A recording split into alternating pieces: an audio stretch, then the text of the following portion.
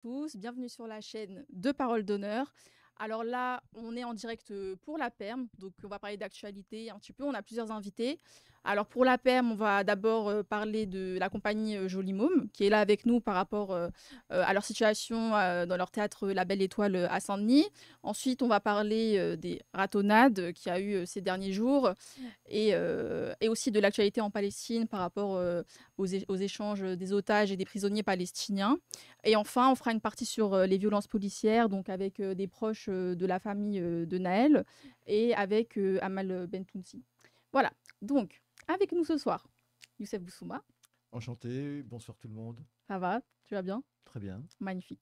Samir Boussina, qui est de retour, Bonsoir, oui. voilà, De retour d'Algérie. Samir, qui le était en retour. Algérie 2 Algériens qui semaines. regardent 2 semaines, Voilà. il Les était hommes. 2 mois, oui. Combien de temps t'es parti? 15 jours, mais après. 15 jours. Ouais. T'as joué les Le temps que je prolongations revienne, alors ouais, le temps que je revienne, Bah ouais. ça fait un Alors, mois. Quoi. quelqu'un dit, Ouais. ah ouais, Mariam, ça a mis Wissam à la retraite. Alors non, mais Wissam n'est pas là. Wissam, il n'est pas là, il est Mais absent, assume, Chamou, mais ça se assume, assume, Quoi assume. Ouais, je prends un peu sa place pour Dans la la perm, famille. un petit peu, un petit peu. Salam Parce tout le qu'il monde. il vient d'être tonton. Oui, voilà, voilà. Donc on lui fait un coucou, Bah etc. ouais, félicitations à sa sœur. C'est sa sœur qui a eu un bébé. Ouais, je crois. Ouais, ouais. Mabrouk. Voilà, donc il est en famille, voilà. Mais il nous regarde, je suis sûre, peut-être. Et juste, je voulais dire un petit truc. Oui, parce que vas-y. je crois que Ouais. Youssef voulait rendre un hommage en début d'émission. D'abord, je présente. Ah Ok. ouais, d'accord. T'inquiète. Ouais, mais ça prend juste une Ah, seconde. vas-y alors. Vas-y. À Gérard Collomb, non? Comment Oh non, faut pas rire, non. Non, Je veux ce que tu fais faire, t'as vu. Et en plus, avec un nom Je pareil. retire mon rire, je retire mon rire. Donc, Allez. Gérard Oui, c'est Collomb vrai. qui nous a quittés. Non, ça ira? Oui, c'est vrai. Il va nous apporter des problèmes. Gérard Collomb, ancien ministre, c'est ça? Ouais, ancien ministre de Macron, ancien maire de Lyon. Ouais, Et voilà quoi. ouais. Bon, une mort, c'est toujours triste. Oui, bien sûr. Voilà. Bon. Voilà. Ou pas. Et les invités de la compagnie Joli Môme, merci beaucoup d'être là. Donc on rappelle que c'est eux qui nous avaient accueillis pour la soirée de solidarité avec Gaza. Donc merci encore de nous avoir accueillis. Et donc il y a Flo et Michel. Voilà, Salut. donc là vous êtes voilà, bonsoir, vous allez bien? Ça va? Oui, on va L'ambiance, très elle est bien, cool, on va ça va très bien, on va très, très bien. Voilà, donc on est là ce soir pour parler de votre situation qui est un peu compliquée. Donc nous, on avait partagé votre pétition. Il y avait aussi, oui, c'était la pétition, c'est ça. Ouais. Donc il y a plus de 7000 signatures. Est-ce que vous pouvez revenir dessus? Et qu'est-ce qui se passe actuellement en fait Merci pour les dans abonnements. ce théâtre par rapport à la ville et à la mairie de Saint-Denis? Bon, là, on est face à un maire carcéraire qui nettoie qui nettoie la ville de Saint-Denis. Il essaye de nettoyer tout ce qui est du passé de gauche. Communiste, c'était une mairie communiste historique. Voilà, maintenant, c'est à nous, c'est notre tour. Et on va essayer de lui montrer que c'est pas si simple. Et donc, on se considère effectivement en guerre.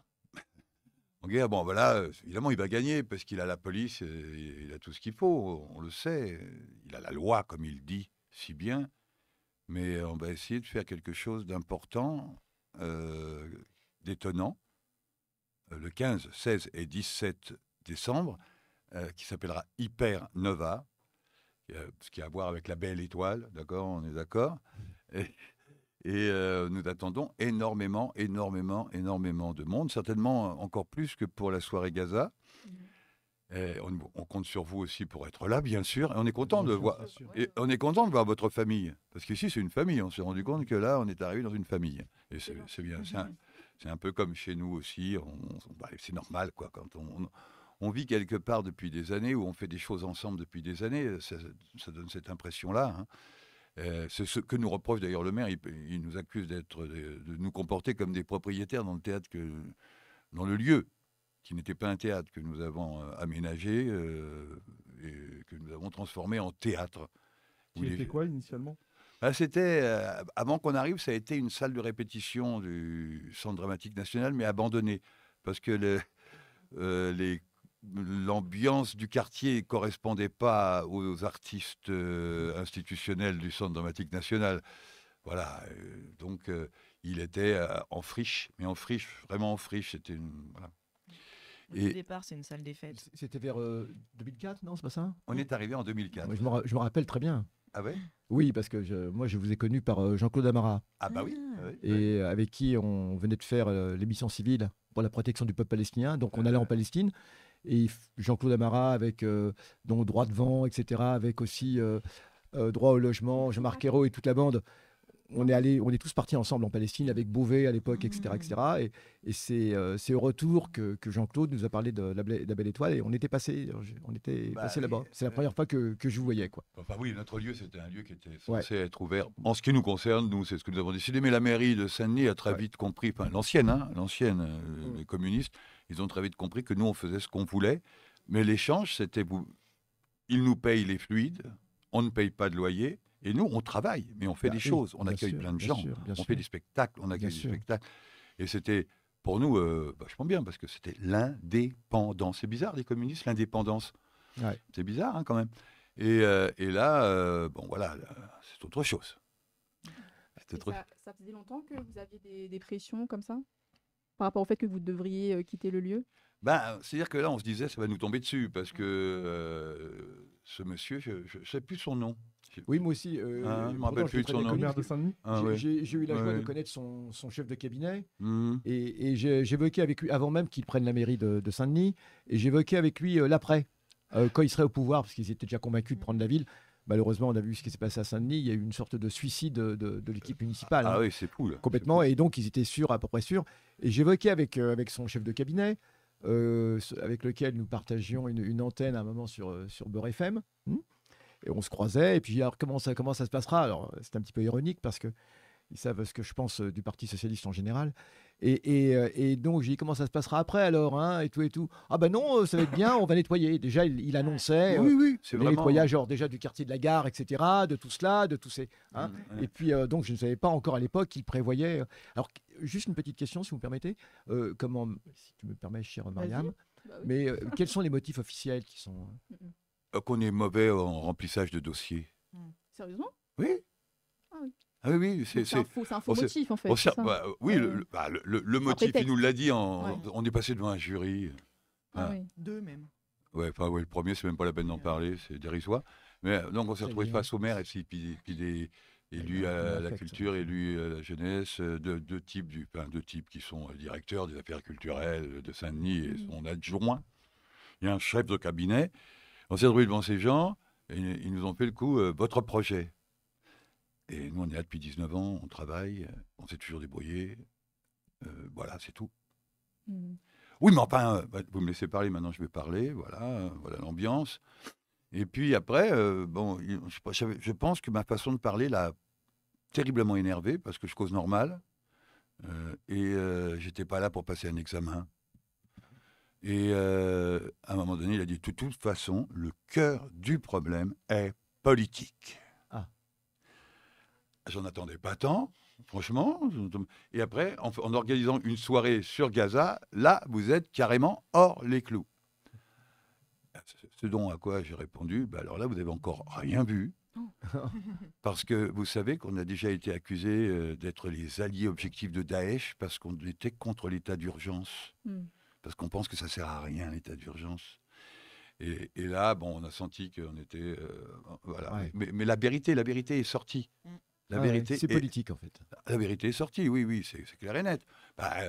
On cache pas. Et il nous reproche de surjouer notre engagement. Oui, on a mis une étoile rouge parce que c'est l'étoile rouge. C'est-à-dire Par exemple, on a mis une étoile rouge comme enseigne au théâtre. Bien sûr. C'est la belle évidemment. étoile. Et puis c'est oui. l'étoile de Saint-Denis quand même. Bien sûr, Donc bien sûr. Évidemment. on est heureux de cette étoile. Bientôt, il va nettoyer l'étoile, je pense.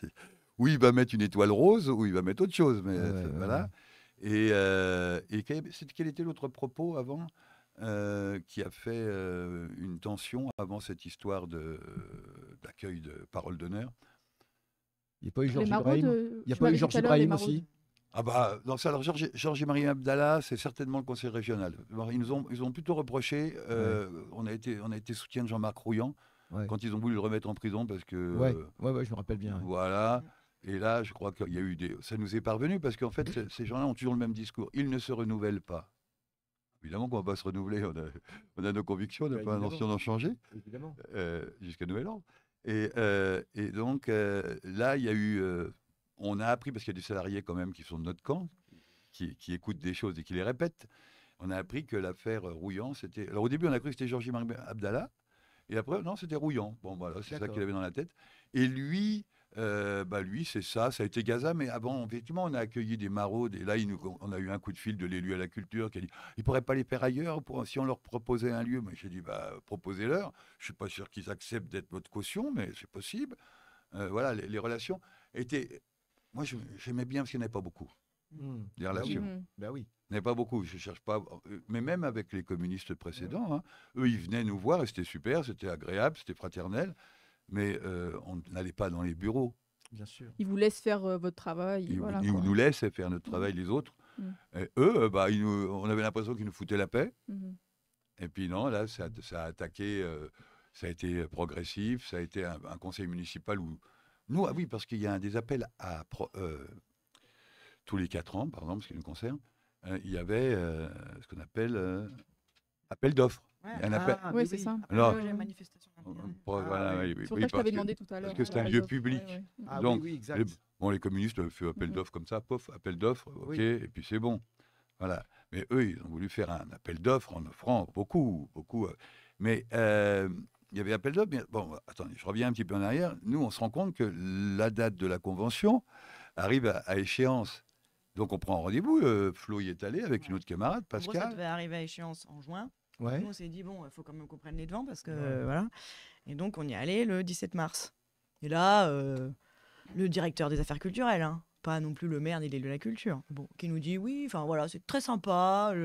Lui, il aime bien la Commedia dell'arte. Alors, il oui. n'a jamais vu un seul spectacle de la compagnie Jolie Môme. Hein. D'accord. Mais Un peu... très positif, il croit qu'on fait de la comédia. Ah.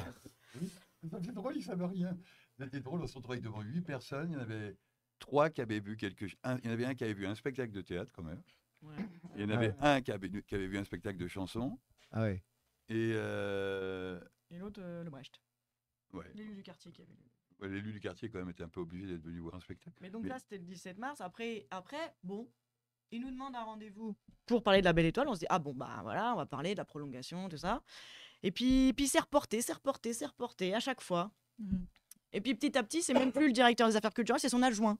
On se dit, bon. Et là, paf, appel à projet. Sans qu'on ait été concerté, sans qu'on ait été prévenu, sans qu'on ait été, tu Et vois. là-bas, sur déclaration du Et maire du au coup, conseil déclaration du municipal. maire. Ouais. Ah ouais. C'est l'appel au projet, c'est déclaration du maire au conseil municipal. Oui, la compagnie Jolie Môme ne se renouvelle pas. De toute manière, on va faire un appel à projet. Le quartier a changé. Carrément, Ah oui. il a dit que vous ne vous renouvelez oui. pas. Ah oui. Ah oui. Direct. Sur des faux prétextes. Et ouais. quand vous dites un appel à projet, c'est-à-dire qu'il serait ouvert à toute personne. Oui, ils Pas ont même, seulement- appelé C'est ça. des gens. Ils ont appelé les gens. Exprès. Ah oui. Oui. Voilà. Et C'est que, bon, faut quand même dire que l'appel à projet, il n'y a pas de problème. Enfin, tu vois, c'est un truc, bon, il se cache derrière la loi pour dire. Sauf qu'en fait, il change les règles du jeu dans cet appel à projet. C'est-à-dire que nous, comme disait Michel, il y avait un accord où en fait, on payait rien. On payait pas l'électricité, on payait pas de loyer, tout ça. Et là, bam, ils disent, il faut payer l'électricité. Et comme l'électricité a doublé en 5 Ah ans, bah oui. là, l'estimation, c'est 38 000 euros. Donc nous, on a fait, ah bah... Oh. Et on leur a envoyé un mail Ouais. aux conseillers municipaux avant qu'ils le votent, quoi, en disant là, on est un peu inquiet. Est-ce que vous vous rendez bien compte de ce que vous êtes en train de voter? Parce que juste cette petite ligne-là, ça risque de faire que nous, en fait, on ne pourra pas répondre, quoi. Enfin, voilà. Et ils ont encore c'est- changé. ouais. Ils ont Quel encore canaille. changé. Et c'est Ils ont mais encore changé. ce que je voulais vous demander aussi, on en a un peu Quel parlé, canaille. mais est-ce qu'au niveau légal, judiciaire, il y a des moyens de se défendre ou... On y réfléchit. Ouais. On y réfléchit, mais on n'y réfléchit pas pour rester absolument, parce qu'on n'a pas envie de travailler avec cette Ouais. municipalité. Mhm. Mais vraiment pas. On a envie de rester jusqu'à la fin de la saison, parce que quand même, on nous coupe la saison Bah oui. en cours. Ça va être simple, parce qu'il a fait une déclaration au dernier conseil municipal comme quoi il fallait en gros, qu'on dégage le 31 décembre. Oh là là. Là, de 2023. Oui, là. Ouais, c'est violent. Oui, c'est violent, c'est très violent. C'est Oh, mais c'est un personnage c'est des violent qui, canailles, des c'est un canailles. personnage violent et méprisant, c'est pour ça que je ne Ah connais ouais, plus bah son oui. nom, parce que lui-même ne connaît pas mon nom. Mais Ouais, ouais. il a fait le monsieur folklorique dont je ne connais pas le nom. Ah parle ouais, comme ouais, ça. non, mais Il non, mais parle il- comme il a Le ça. dernier conseil municipal. Ah ouais, ouais. Il parle comme Il ça. n'y a pas trop de respect. Ah quoi. ouais. Ah bah Voilà. non, mais Non. c'est le pire courant du PS en plus. hein. Ah oui. Voilà. C'est le pire Plus courant c'est un du maire PS. PS. Ah bah bien sûr. c'est le- Qui était soutenu par la droite, c'est ça? Bah, évidemment, il ne pouvait C'est pas le gagner pire contre les courant, communistes bah, bien sûr. sans être soutenu par la droite. Voilà, même si là, ils sont embrouillés entre la France insoumise et les communistes, mais ce n'est pas les gens de la France insoumise qu'on fait peser du côté de lui. Parce qu'il... bah non, c'est sûr. D'accord. Donc il a été élu par la droite et l'extrême droite. Il ne faut quand même Bien pas sûr, oublier bien que le sûr. candidat d'extrême droite aux élections précédentes appelait à le soutenir en disant C'est ça, c'est Mathieu Hanotin. en disant, quand on a le cancer, on ne regarde pas si le maire est socialiste. Si, le Le chirurgien. candidat, si le chirurgien est socialiste, quand on a le cancer communiste, on ne regarde pas si le Oh là chirurgien est socialiste. là. Non, mais c'est Et il a même fait c'est violent, ça. bien plus insultant et bien plus violent en disant « Je préfère la chaude pisse socialiste au sida communiste Ah ouais, non, mais c'est vraiment. Oh là là. ». Voilà les termes de l'extrême droite, hein, Ouais, ouais, bah, ça pour m'étonne appeler pas. à voter pour lui. Mais de toute façon, il y a une connivence totale. Il y a une connivence totale entre elles. Et d'ailleurs, on va pas vouloir, mais historiquement, c'est le cas également. Hein. Je veux dire, il nous ramène aux plus belles périodes, malheureusement aux plus sombres périodes de ce pays. Hein. Ouais. Plus belles pour ses collabos. Non, mais c'est incroyable. Il y a du Daladier là-dedans, oui. Ouais, ouais. Ouais. Mais tu vois, il y a un truc, c'est que nous, on veut pas continuer à bosser avec lui, non seulement parce qu'il montre aucun respect pour tout le travail qu'on a fait depuis 19 ans, mais il le connaît pas. Il connaît même pas le quartier, en fait. Ah, il sait rien, Il connaît même pas. rien. Il connaît rien au quartier. Là, c'est un rejet de principe. Ouais. Il Et ne co- puis, attends, juste. Parce que vous ne Il nous- correspondez pas Ouais. à ce qu'ils veulent Mais mettre c'est en ça. place dans la ville. Et donc, au deuxième jury, il nous a dit non seulement que le problème entre nous était politique, mais que dans un théâtre, pour lui, hors la scène, où là, il y a la liberté artistique, il ne doit pas y avoir de politique. Il nous a dit texto, c'est un théâtre, ce n'est pas un centre de conférence, c'est pas un centre militant, c'est pas un centre de propagande. Et même les Donc, conférences du monde diplôme, ils On ne supportent pourrait pas les faire. Ah ouais, bien sûr. Pour ça, il y a la bourse du travail, il y a des lieux dédiés. Ah ouais, ouais. Or, tu vois, par exemple, ils refusent, d'après ce qu'on a entendu, ils refusent au MRAP une salle à la bourse du travail pour se réunir. Mais, oui, mais nous avions l'habitude Bah, d'avoir la nous, bourse du travail de Saint-Denis. Aujourd'hui, c'est Ouais. Et justement, c'est pour ça que j'avais posé la question à son ex-directeur de campagne, enfin, je ne sais pas s'il est devenu chef de cabinet, et il m'avait dit « Ah si, vous pourrez l'avoir, mais en payant simplement. » Ouais, bah J'en voilà. suis sûr que maintenant, même si on la demandait, bien sûr que non, qu'on ne l'aurait pas. C'est ça. Et après, il nous a dit, d'ailleurs, si nous devons continuer à travailler ensemble, on vous demandera de prendre des engagements à ne pas faire de politique en dehors de la Il faut scène, le tu vois. rajouter, Vous allez signer la charte, C'est le PS. C'est c'est ça. la charte des principes ça. républicains, vous allez la signer. Ah non, mais c'est pire que La cela. charte de la line, C'est fou, quoi. Et attendez, Ah, les imams, bah oui, C'est bah, pire que cela. pour c'est- l'anecdote, c'était le 9 novembre que ça s'est passé, tout ça. C'est le jour de la révolte, enfin, vous ne savez pas, mais je vous l'apprends à tous, certainement. C'est le jour de la mutinerie des marins de Kiel en Allemagne. Ah oui, oui. Le 9 novembre 1918. Qui va être le préambule de la révolution Qui spartakiste. démarre la révolution spartakiste. Tout à fait. Pour l'histoire, quand même, Ouais. le peuple, l'armée et le peuple se soulèvent à partir du 9 novembre, c'est-à-dire 2 jours avant le 11 novembre, Ouais. la soi-disant victoire. Ouais. Ouais, soi-disant, parce que là, ceux qui ont gagné la guerre, ce sont ceux qui pardon, Ouais, sont ouais, restés vivants. ok. Surtout. Et pour terminer, Très est-ce que bien. vous pouvez rappeler pour les gens qui nous regardent comment est-ce qu'on peut vous soutenir? Donc, j'ai parlé de la pétition, vous avez parlé de votre événement, est-ce que vous pouvez rappeler la date? Alors, la pétition est toujours en ligne. Hypernova, c'est les 15, 16 et 17 décembre Ok. à la Belle Étoile. 15, 16, 17 décembre. Ouais, Ouais. Là, c'est une manif. Donc ça se passe Mm. en journée, le soir Le vendredi soir, le samedi toute la journée, il y aura un grand cabaret politique l'après-midi avec des prises de parole et de la musique en intercalé comme ça. Et puis le dimanche aussi toute la journée, il y aura là des spectacles, des conférences avec des politiques, des intellectuels, voilà un petit peu tout. Et un bal pour Et finir. un bal là, pour finir. Ok. Et le vendredi Ouais. soir, théâtre, musique. Voilà. Ah oui, il y a Et aussi, puis- actuellement, Ouais, nous jouons voilà. un spectacle. Et ce week-end, nous jouons un spectacle qui s'appelle Révélation. Et c'est un spectacle qui révèle comment les comédiennes et les comédiens qui jouent ont pris conscience politique à travers et malgré ce qu'ils ont ingurgité en pression médiatique ou en pression parentale, comment ils se sont révélés, qu'ils arrivent à être dans une troupe avec un drapeau rouge, une étoile rouge et une mentalité combattante. Magnifique. Bah, merci beaucoup à tous les deux. Juste, excuse-moi. Tu as une question? Vas-y. Oui, vous avez éventuellement des. Alors, je ne serais pas donné des armes à l'ennemi, mais vous avez éventuellement des plans B, non pour, parce qu'on aimerait Alors que effectivement, Joliment si on les continue, avait, hein. on ne les dirait pas. Oui, mais c'est ça, oui, c'est ça. Mais c'est juste pour savoir, je veux dire. Bah, c'est pas simple parce qu'il nous semble qu'il est en train de se passer des choses à gauche. Voilà, je suis un peu inquiet. Ah oui, Voilà. Ok. d'accord. Voilà. C'est-à-dire qu'il est en train de se passer des choses dans le sens. Il y a des ascenseurs qui se renvoient qui pourraient ou qui ne faudrait pas envoyer, pour, Ah oui. etc. Je ne sais pas, j'ai des inquiétudes. Ok. D'accord. Voilà. Mais en tout cas, je tiens à dire à quel point nous aimons cette compagnie, Joli Môme. Hein. Merci. Et moi, j'aime beaucoup parce que ça me rappelle beaucoup le théâtre de Brecht, justement, enfin, historiquement, même à Hambourg, le théâtre d'Oiseau Bleu, etc. Et toute cette histoire qui était une histoire. Et à chaque fois que j'allais chez vous, enfin, que je vais chez vous, je repense à ça. Vraiment. C'est vraiment quelque chose d'extraordinaire. Hein. Oui, et Ce que vous faites, et toute la programmation. ce qui rend malade le monsieur Karcher, là, c'est que on a fait un théâtre à l'image de ce que nous sommes. Ouais. Et quand on rentre, on n'a pas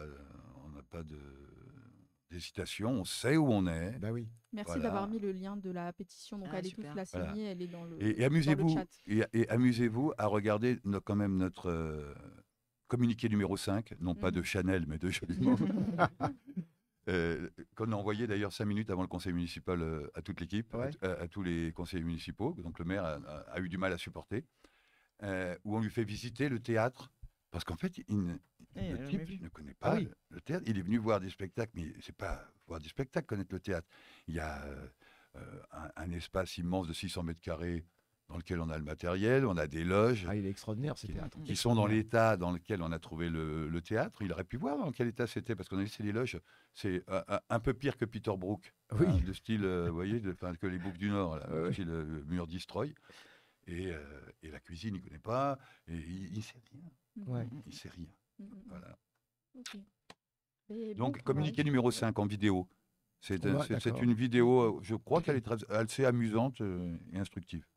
Ça marche. Vous voulez ajouter quelque chose avant de, Bah non. avant de nous Non, on quitter? est super content d'être passé chez vous. Super. Voilà. Ok. Et de vous avoir accueilli. Et puis de vous Ouais. avoir pour Hypernova, parce que je sais qu'il va y avoir une équipe. Non, pas du tout. Voilà. Il va y avoir une équipe de chez vous pour Hypernova et ça va être important. Merci, Parce que Fabien. surtout Merci, si tout le monde ne Fabien. peut pas rentrer Bah oui. là, Mm. bon, on va essayer de faire en sorte qu'il se passe des choses aussi en dehors. Soutien à vous, la compagnie Joli Môme. Je vous ai découvert ado, toujours dans nos cœurs. Adol, C'est mignon. ouais. C'est mignon. Hein Ado, vous avez découvert ah ado. oui. C'est quelqu'un que vous Ouais. avez découvert quand il était ado. Oui, Voilà. bah oui, hein, on n'est pas tout jeune. Ah oui, hein. Et Depuis donc, 2004, signez ouais, la ça remonte. pétition à fond, à bloc et partagez-la. Voilà. Yes, merci. Voilà. Merci beaucoup. À bientôt. Et vraiment, bon courage. Merci Nous, on vous beaucoup. soutient à 100% et vous revenez quand vous voulez. Voilà. Super.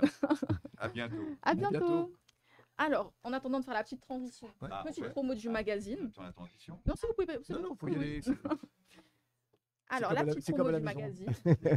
Merci beaucoup. Oui, si c'est tranquille. Hein. Alors, le magazine qui est disponible en vente en ligne, enfin, merci au monteur qui a bossé sur ça, etc. Donc, nous, Genre et Empire, l'impasse du progressisme, la revue numéro 1. On travaille déjà sur le numéro 2. On ne dévoile pas encore le thème, mais on travaille déjà sur le numéro 2. Donc 10 €, c'est disponible en ligne sur nous.qgdcolonial.fr. nous.qgdcolonial.fr. Voilà, on était en rupture de stock. Là, on lance les réimpressions. Et ça veut dire que maintenant, si vous commandez maintenant, vous serez livré d'ici 3 semaines. Il faut compter 3 semaines. Et sinon, il y en a Ok. qui seront disponibles le 6 décembre, à l'événement du 6 décembre. 6 décembre. Ouais. On en a pas parlé, tu sais. Ah, d'accord. Ouais, spoiler. d'accord. Non, mais on va, Ok. on va en parler après. Et Yazid, il fera la... Non, la bouffe là que je fais chez moi, tu sais. Ah oui, oui, oui. Ouais, c'est ça. Je fais- Non, c'est trop tard, là. Tu vas voir, ils vont débarquer chez C'est toi ça quand après. je pars en vacances. Bah, je Alors peux donner oui, mon adresse, non? Le Non, 6 faut pas. décembre, il y a un gros événement, mais on a laissé à Yazid de le présenter. Donc Yazid, dans l'émission qui suit, va présenter le gros événement du 6 décembre. Pour l'instant, je n'en dis pas plus. D'accord. Bon, ah, Ça c'est va, un j'en dis petit- pas plus. C'est un petit teasing. C'est un quoi. petit teasing, c'est bien, Voilà, petit à ça petit. va, ça va. Étape 1, étape 2. Ça va. ça Voilà. va. Voilà, J'ai eu voilà. peur, je croyais que j'avais fait la grosse. Non, pas du tout. Ah Ça non, va. non, non. Non, mais c'est un événement en public, voilà, donc à Paris. Voilà. Ok, lourd. Ok. Et lourd, vous pourrez lourd. acheter des magazines, du coup. Alors, sujet suivant. J'aimerais bien qu'on... Là, on va parler un petit peu de l'actualité en Palestine. Ensuite, on parle un peu de l'actualité, entre guillemets, ratonnade, gros lardon, etc. Et ensuite, on va accueillir les invités. Toi, pour tu dis parler, ratonnade, tu vois, il te regarde. ratonnade, entre ah, guillemets. Youssef, je suis une professionnelle, je mets entre guillemets ratonnade, parce que c'est un terme un peu raciste. Voilà. notion à clarifier. Bah, peut-être on peut introduire par ça. Pourquoi ratonnade, c'est un terme raciste? Parce que les gens, ils savent pas trop. Hein. C'est un terme courant. Hein. Vas-y, tu peux. On va introduction. Allez. Bah, ratonnade, ça fait référence à raton, donc un petit rat. C'était le nom par lequel, c'était le doux nom par lequel les nostalgiques de l'Algérie française, Mhm. enfin, sous l'occupation française, qualifiaient les Arabes. Hein, ils appelaient les ratons, les petits rats. Et donc, les expéditions punitives qui étaient destinées à tuer de temps en temps quelques Arabes, hein, histoire de se faire la main. Ah, pardon, oui, parce qu'ils vont prendre ça au premier degré. Ah Je non. plaisante. Ouais. Eh bien, on appelait ça des ratonnades, Mhm, donc mhm. des chasses aux rats. Parce que, en fait, ça fait référence à. Vous savez, à l'époque, il y avait les chasses au renard. Le renard était un animal nuisible, le rat était un animal nuisible. Donc, de temps en temps, les autorités préfectorales ouvraient des chasses aux renards, des chasses aux rats, etc. etc. Mhm. Et donc, eux, de la même façon, avaient, par mimétisme comme ça, utilisaient cette expression. C'est dératisé, quoi. Une Ouais. ratonnade, c'était dératisé, c'est-à-dire c'était tuer de l'arabe, en vérité. Mhm, Hein. Donc, c'est pour ça que cette expression, je la prends toujours. Enfin, moi, je l'utilise jamais. mhm. Ouais. Et je milite Et pour donc, qu'elle ne quel- soit plus Qu'est-ce qu'on peut utilisée. dire à la Qu'est-ce place? que tu veux dire Expédition Eh ben, punitive, expédition Bien raciste. sûr, expédition raciste, comment. Ouais. Alors, pogrom. Ouais, Alors, pogrom, c'est connoté. alors, pogrom, aussi, c'est j'aime pas connoté trop. avec les Ouais. juifs, mais c'est un mot russe qui veut dire émeute. Mm. Donc, je veux dire, c'est. Voilà. En tout cas, expédition raciste, expédition meurtrière, expédition. Je ne sais pas trop. Oui, il faut chercher. Mhm, Mais éviter le mot ratonnade. Hein. mhm, mhm. Mais bon, Ouais, en tout cas, toi, tu es pour ne pas l'utiliser. ouais. D'accord. Ok. Donc, pour rappeler ce qui s'est passé, donc en fait, il y a un jeune de 16 ans qui s'appelle Thomas qui a été tué dans le cadre d'un bal, voilà, Tu as fait un bal de village. voilà, par un jeune. Donc, ils étaient en groupe et c'est un jeune, je crois, qui l'a planté, etc. Je vais pas m'avancer plus parce que en vrai, on sait pas exactement ce qui s'est passé. Mais suite à ça, du coup, comme c'était un jeune entre guillemets de quartier qui était responsable, qui a planté le jeune, de ce fait, les groupuscules, on peut appeler ça comme ça, d'extrême droite, ils ont organisé des descentes.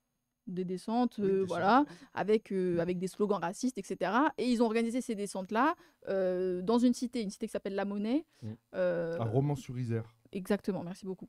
À Romans-sur-Isère. Et donc ça, c'était les derniers jours. Et après, il y a des vidéos qui ont circulé, voilà, où on apprenait que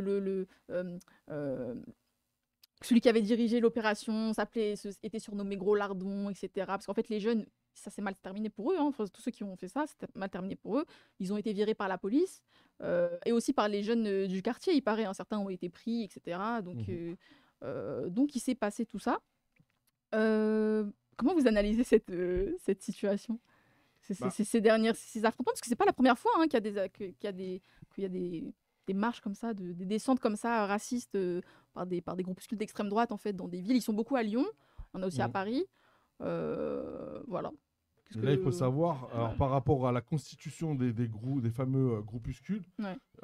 ce qu'il faut savoir, c'est qu'en fait, ils se sont beaucoup constitués sur les réseaux sociaux.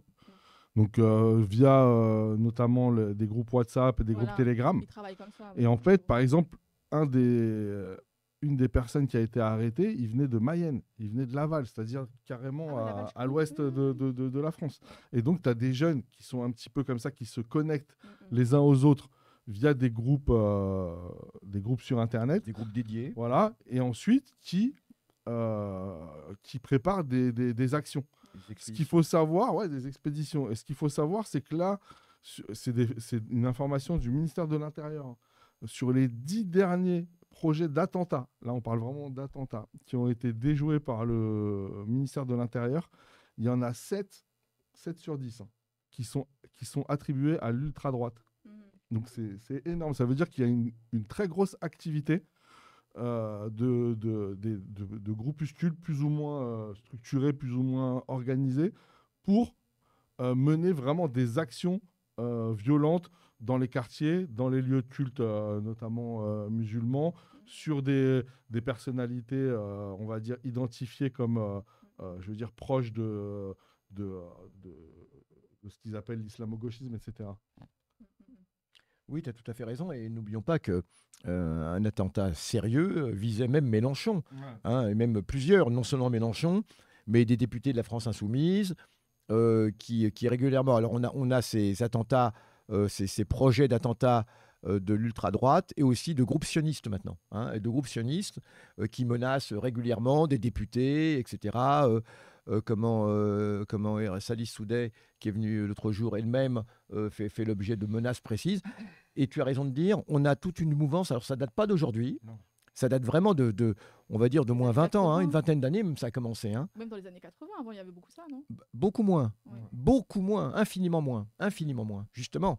il y a eu dans les années 70 des attentats terroristes, enfin, on ne va pas dire l'expression terroriste, hein, mais, parce que je n'aime pas de façon générale, mais il y a eu des attentats d'extrême droite en France qui ont tué des gens, hein, qui ont assassiné des gens, etc. etc. C'était généralement des groupes issus de la guerre d'Algérie. Hein, ex-OAS, etc. Voilà. Alors il y avait le SAC, mais le SAC était opposé à l'OAS, justement. Hein. Donc on avait vraiment les deux bords. On a eu. Comment? Le GUD. Non, le GUD, non. Le GUD, c'était pas exactement le GUD.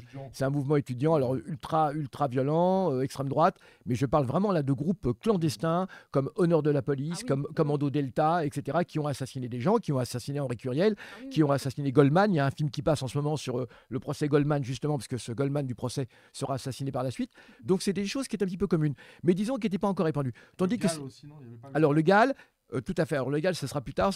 C'était un groupe qui était chargé d'exécuter, d'assassiner. En fait. Voilà, c'était contre les révolutionnaires basques. Alors, on sait qu'il y avait un commissaire de police, commissaire Ballesteros, je crois qu'il s'appelait, espagnol, parce que c'était un groupe qui avait été fondé au Pays Basque Sud, en Espagne, hein, mais qui intervenait aussi au Pays Basque Nord, donc du côté français. Bon, on avait tout cela. Tandis que maintenant, on a vraiment ce qu'on pourrait appeler une activité d'extrême droite, un terrorisme entre guillemets, j'aime pas l'expression, mais bon, mais populaire, c'est-à-dire que maintenant qui touche des franges populaires, hein, de fachos, d'extrême droite, donc c'est ce qui est extrêmement grave. C'est ce qui est extrêmement grave parce que on n'a pas affaire c'est vraiment ça touche ça concerne des couches populaires et ça vise d'autres couches populaires, hein. Donc c'est un ferment de guerre civile en quelque sorte. Et ces groupes fascistes, comme tu l'as dit, se regroupent, s'identifient dans des listes, hein, alors avant c'était des listes mail, maintenant on a affaire à des listes, ça va beaucoup plus vite, hein, c'est sur le etc. Et ils sont capables donc de mobiliser très rapidement des jeunes. Alors tu l'as dit, il y en a qui venaient de Mayenne, enfin qui venaient de Laval, de différentes régions. Ouais, et d'après moi, les informations que j'ai pu voir, ils étaient à peu près, je parle de la première action, ils étaient à peu près une trentaine à vouloir donc en découdre. Alors, ce qui était paradoxal en plus, parce que les responsables présumés de la mort de Thomas avaient déjà été arrêtés.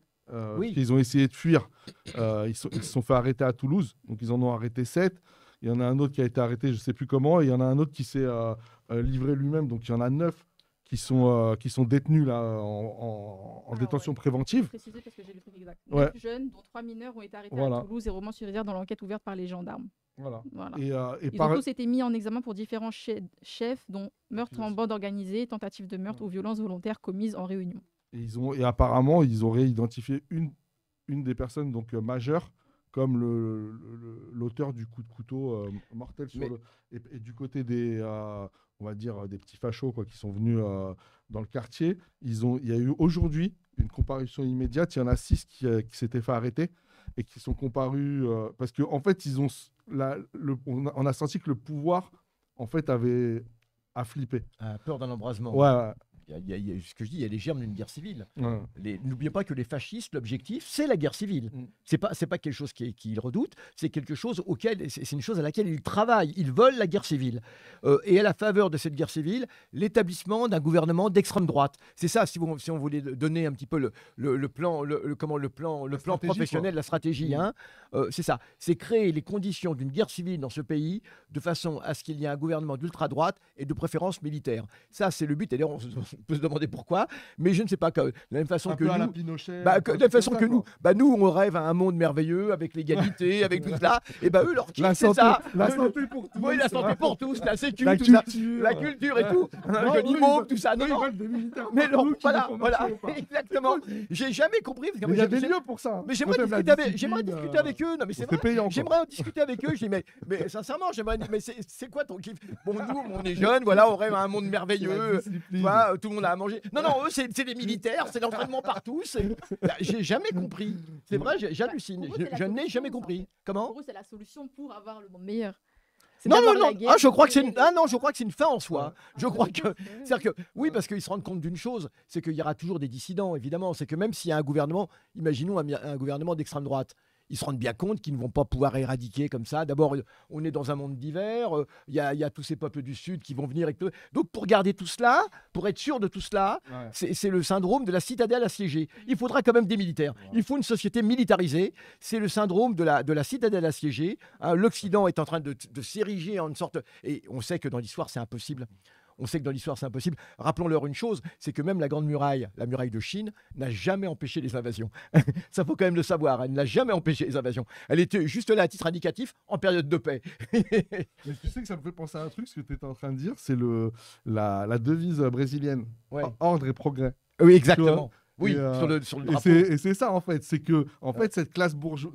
Parce que, en fait, cette agitation, parce qu'il y a quand même une part d'agitation médiatico-politique, parce que agitation propagande, bien sûr, personne, ouais. tout le monde va se... Je veux dire, personne va se réjouir de la mort d'un jeune homme, quel qu'il soit. Bien sûr. Parce que tu as l'impression que, tu sais, à l'extrême droite, à la droite, ils disent oui, il n'y a pas une minute de silence pour Thomas. Comme si, je veux dire, les gens qui sont de gauche ou qui sont antiracistes ou des choses comme ça, ça leur fait plaisir qu'un petit blanc non, je veux dire, là, on peut le dire. Voilà, on est triste qu'un jeune qui s'appelle Thomas se fasse tuer dans telle condition. Surtout qu'ensuite, ça entretient des vendettas, des... Voilà, bien sûr que la personne qui a commis ça, elle doit en répondre, je veux dire, en répondre devant la justice, etc.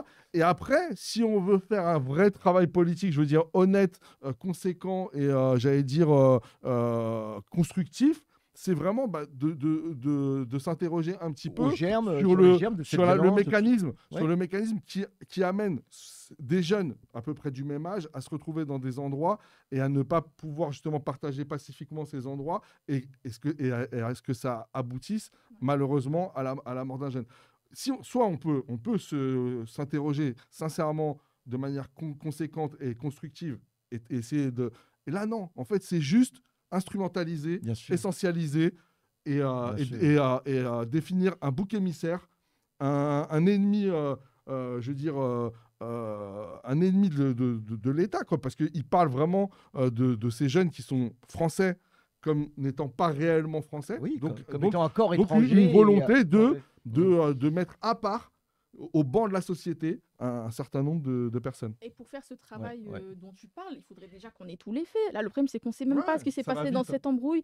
Et le camp politique se divise. Et on demande à ce qu'il y ait une polarisation. Voilà. BFM dit, BFM, les journalistes, etc., ils disent pourquoi Mélenchon, quand c'est le jardinier arabe, il se positionne, et là, il ne se positionne pas.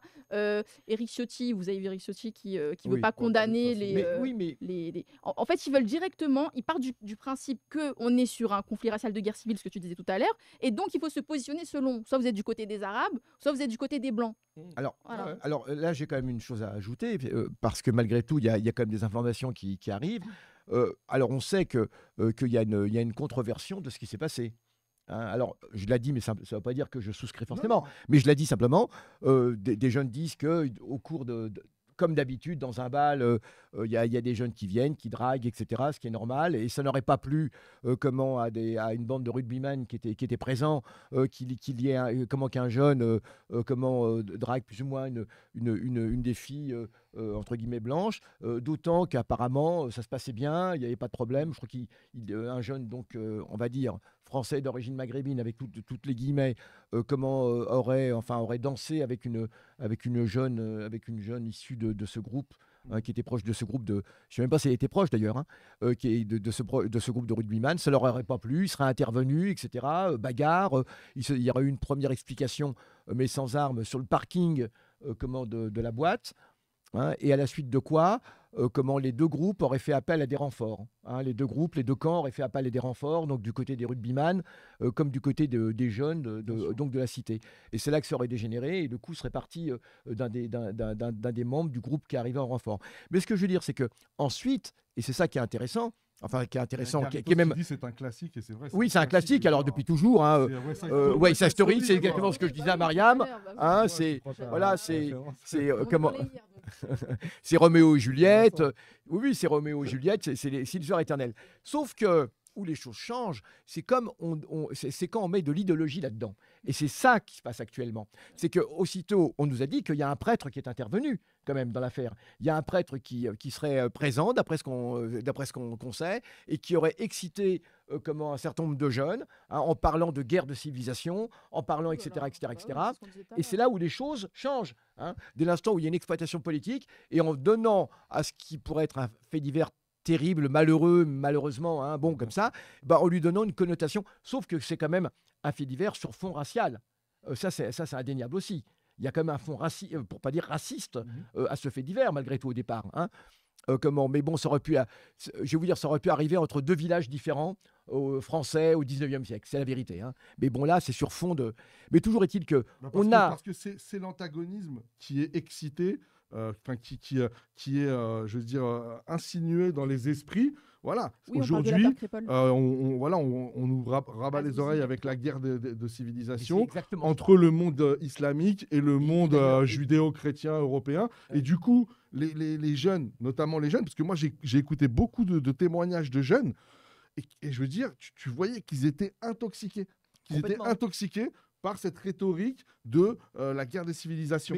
Mais c'est une guerre de civilisation qui va de Romans-sur-Isère à la Palestine. On le voit bien, le traitement de l'information même en Palestine, ça permet de faire le lien. Il est exactement aussi complètement teinté de cette guerre de civilisation. On voit bien qu'on veut attribuer à des conflits, par exemple, politiques en Palestine, eh bien, une teneur de guerre de civilisation également. Et c'est ce qui fait que des gens sont enrôlés sans même se rendre compte, hein, contre une agression, aux côtés d'une agression coloniale, d'accord, mais en vertu de cette lecture, de ce prisme de guerre de civilisation à la Huntington. Je rappelle que Samuel Huntington, c'était un Américain qui effectivement a théorisé sur cette guerre de civilisation dans les années 90. Hein, L'idole d'Éric Zemmour. l'idole oui. d'Éric Zemmour, Ah etc. oui. Donc le problème, il est là. Donc, comme quoi, il y a vraiment un lien, malheureusement, entre ce qui se passe en Palestine Bien sûr. et ce qui se passe. Absolu. Et on veut donner une lecture de guerre de civilisation à ce qui serait un fait divers, malheureux, mais qui a toujours existé.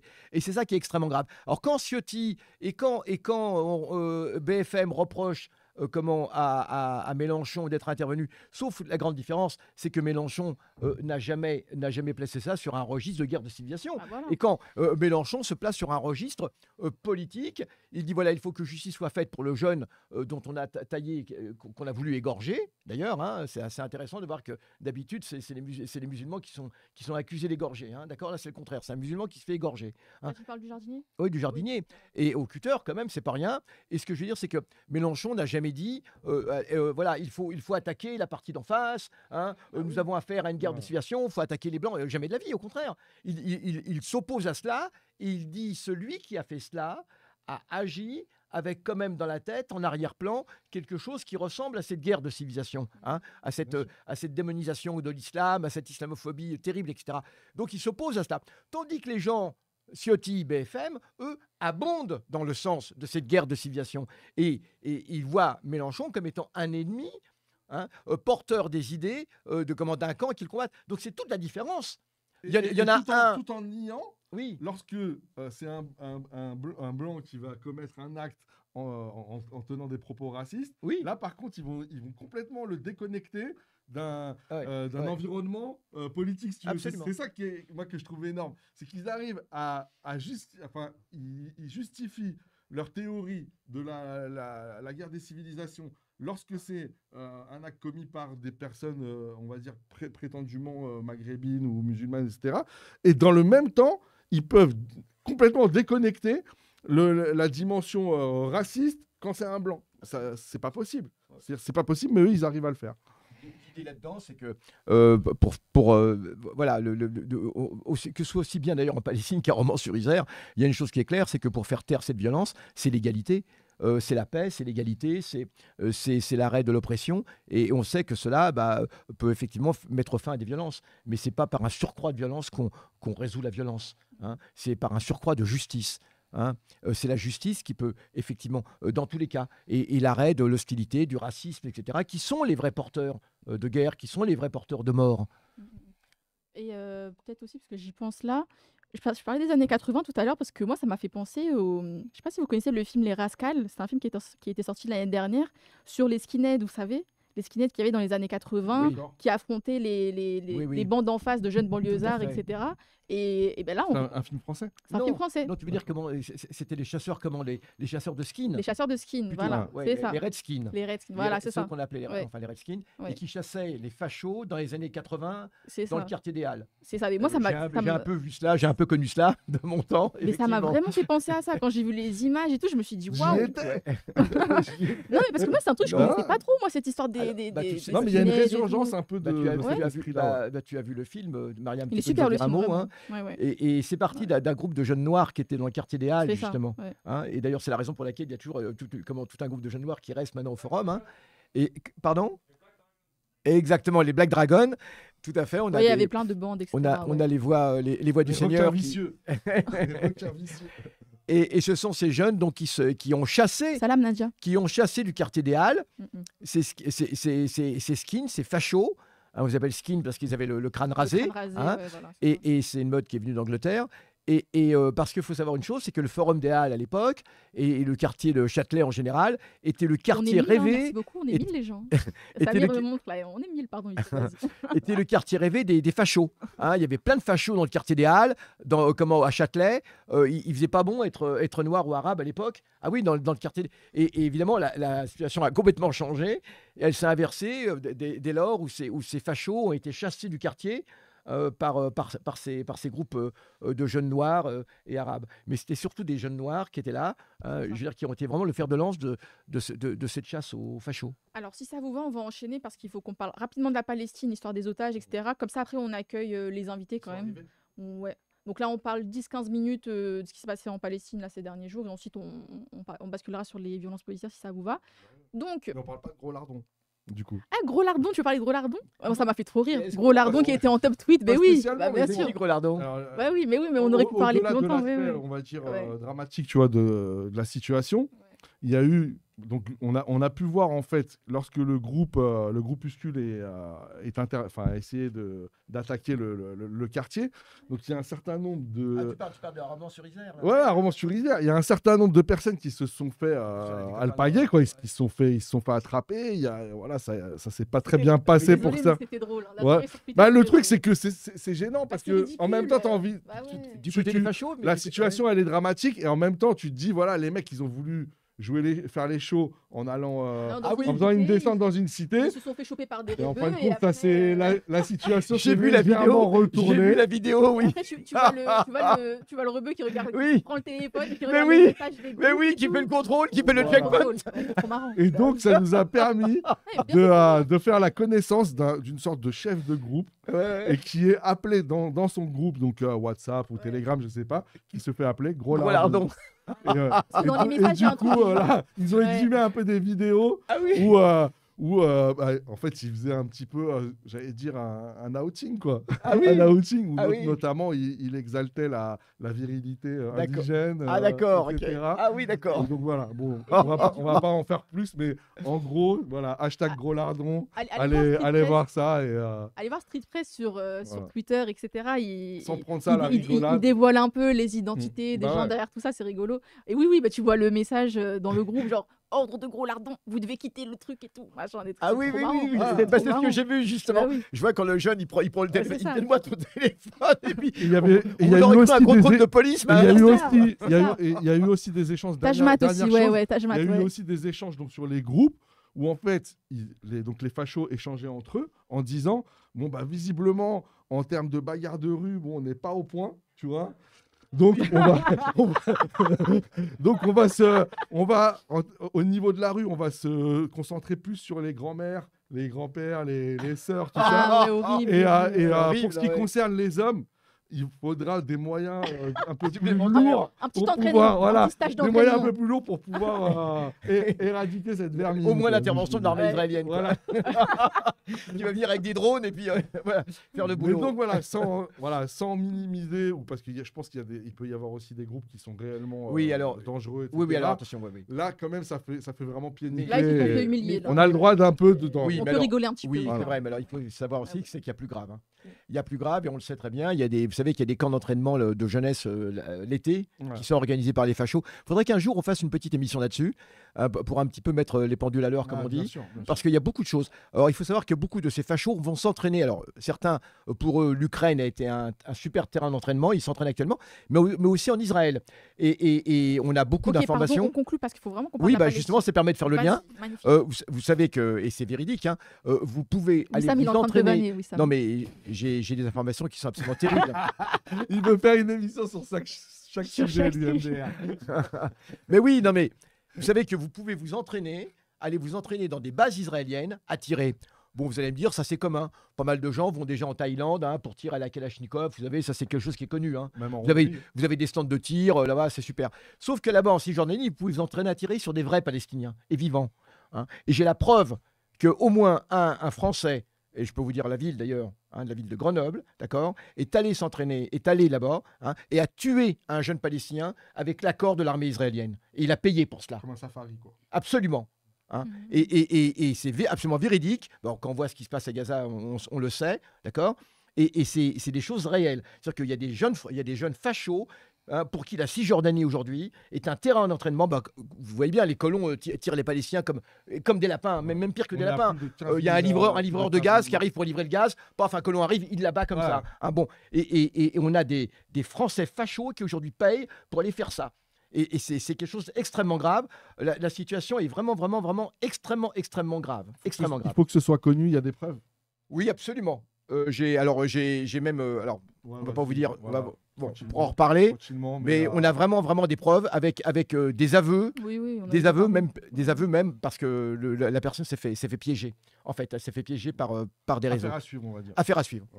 Alors, pour la Palestine, donc on fait notre petit point. Là, on fait vraiment rapide parce que sinon. Je on vous en va prie, jamais commencez parler parce des- que sinon c'est moi qui vais parler sans arrêt. Non, Non, je vous en prie. Non, mais moi, mais tu sais, ça dérange personne que tu parles Ah sans non, arrêt. mais tranquillement, t'inquiète. Bon, écoutez. C'est la perme, c'est tranquille. Bon, très rapidement, donc les chiffres, vous l'avez vu, actuellement on Tu est... voulais continuer, j'avais pas compris. Non, je t'en prie, vas-y. Non, Vas-y, vas-y. vas-y. Non, vas-y, Marianne. Non, vas-y, toi. Non, mais juste, je donne les chiffres, simplement. Allez. On est au 4e jour de la trêve. Elle va sans doute se Ah, prolonger. mais attends, je vais avec pas poser ma question. Ah bah, pardon. Attends, voilà, laisse-moi introduire, t'inquiète. Ouais. T'inquiète. Alors, donc en Palestine, là, ces derniers jours, on a un peu soufflé, je pense que vous êtes d'accord avec moi, parce qu'il y a eu la trêve. Donc, c'est pas un cessez-le-feu définitif, c'est une trêve de quelques jours. Donc, elle devait s'arrêter mardi matin, mais ça a été renouvelé de 2 jours, prolongé de 2 jours.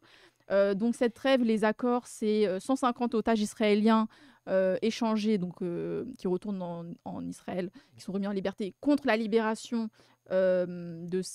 En fait, c'est un ratio de 1 pour 3. C'est ça, de 50 C'est prisonniers un otage libéré, 3 prisonniers Oui, c'est libérés. ça. 50 pour 150. 150 et 50 prisonniers palestiniens libérés. Donc il y a eu des images très émouvantes. On a vu plein de prisonniers palestiniens qui retrouvent leur famille, etc. Et voilà, quel est l'enjeu en fait derrière cette trêve humanitaire? On dit que c'est un bras de fer. Qu'est-ce qui se joue là? En plus, on sait que ça peut être prolongé. Jusqu'à quand ça peut être prolongé? Qu'est-ce qui se joue en fait derrière? Parce que je veux dire, il y a 11 000 morts. Bon, au point de vue humain, Oh, beaucoup plus. la libération d'un otage, d'un prisonnier, il y a un côté symbolique. On voit que c'est utilisé dans un rapport de force politique en conditions de conflit, quoi. Donc ça correspond à quoi en fait? Alors d'abord au niveau des chiffres, Ouais. c'est plutôt 15 000 morts 15 000. avérés pardon, oui. et certains disent même 20 000 en réalité. Oui, bien Merci, sûr. la saucisse. Les ONG sur place disent 20 000. Alors, c'est toujours pareil. Lorsqu'on veut établir le ratio par rapport à la France, il faut multiplier par 30. C'est comme ça, on avait donc 20 000 multiplié par 30 pour donner une idée de ce que ça donnerait en France. Ah ouais, pardon. Ah oui, je comprends. voyez un Il y a petit peu. quelqu'un qui dit c'est aussi des otages prisonniers par Israël. Donc oui, les prisonniers palestiniens. Voilà, alors, c'est souvent de la détention administrative, donc sans procès, etc. Oui, oui. Ce qui Ah. explique, voilà, les gens s'imaginent c'est Des- des prisonniers, c'est pas bien de les libérer. Beaucoup de mineurs, beaucoup de personnes qui ouais. ont été emprisonnées Bah, bien sûr. en tant que mineurs et là qui vont peut-être sortir en tant Bien que sûr. majeurs. Et l'emprisonnement dans les prisons israéliennes, on sait que c'est pas un cadeau non plus. Ouais. Donc voilà, c'est pas oh, on est gentil, on libère des otages israéliens comme ça. Non, non, de l'autre côté aussi, il y a de l'injustice, etc. Et de toute façon, ce sont des prisonniers politiques. Tout à fait. Ouais. Et ce sont des prisonniers politiques, mais qui n'ont pas le statut de prisonnier politique. C'est-à-dire que normalement, des prisonniers politiques ou voire des prisonniers de guerre, il y a des statuts particuliers, ils sont visités par la Croix-Rouge, etc. Évidemment, on n'a rien de tout cela, puisqu'un certain nombre d'entre eux sont même ce qu'on appelle des prisonniers administratifs. La doyenne, parce que vous savez que l'échange s'est fait comme cela. Les femmes qui étaient libérées, on commençait par les femmes les plus âgées, qui avaient et la doyenne donc des prisonnières, elle avait 59 ans, et Hanan, Merci, elle Cascade. s'appelle Hanan Badrouti. 59 ans, et elle-même, elle était en détention administrative. En De fait, la famille de Marwan. non, parce qu'il y a pas mal de gens qui s'appellent D'accord. Badrouti. Non, c'est pas la famille de Marwan. Et elle a 4 de ses fils qui sont qui sont encore en prison. Elle a 4 de ses fils.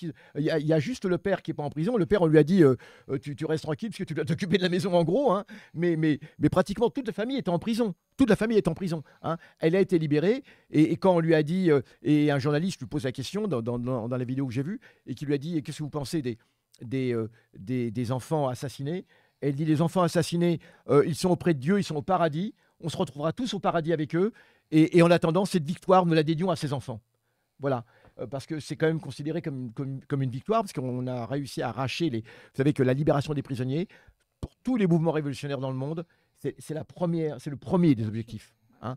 Alors, il y a pas loin de 10 000 prisonniers palestiniens, mais il y en a actuellement quand même 150, 200 qui ont été pris depuis le début de l'invasion de Gaza, Bien sûr. qui ont été pris dans Gaza et sur lesquels on n'a aucune information, notamment, si qui je peuvent peux donc permettre. être exécutés par Israël. Tant qu'on n'a pas les noms d'un prisonnier, c'est pour ça que c'est très important d'avoir le nom d'un prisonnier. C'est intéressant, ça. Tant qu'on n'a pas le nom d'un prisonnier, ben, ils peuvent en faire ce qu'ils veulent. Et on a vu des photos, et j'ai vu des photos, et je sais que ce sont des réservistes français, parce qu'ils s'en vantaient. J'ai vu une vidéo de soldats israéliens, donc très certainement de réservistes français, parce que quelqu'un disait la mode est au port des moustaches chez les réservistes français, et qui tiennent des Palestiniens qu'ils ont arrêtés, et ils les tiennent comme des chiens, comme ça, pratiquement en laisse, les yeux bandés, attachés comme cela. Et voilà, ce sont des Français visiblement, d'accord, vous savez que c'est un crime de guerre de faire cela, qu'il est rigoureusement Tâche. interdit de maintenir comme ça des prisonniers, hein, les yeux bandés, attachés, et de les exhiber surtout. C'est pas le droit. Bah, ce que je veux dire, c'est que ces 200 personnes, Façon Abu Ghraib. un peu. absolument, et ces 200 personnes, ils peuvent en faire ce qu'ils veulent, ils peuvent les exécuter et dire qu'ils ne les ont jamais vus. Hein. Bon, voilà, donc ça c'est une chose. Alors, ce que je veux dire, c'est que cette trêve, les enjeux, eh bien, sont énormes, puisque les Palestiniens disent, on ne comprend pas cet échange de prisonniers. Ah, merci Fabien. C'est ce qu'on a demandé. C'est ce qu'on a demandé au lendemain du 7 octobre.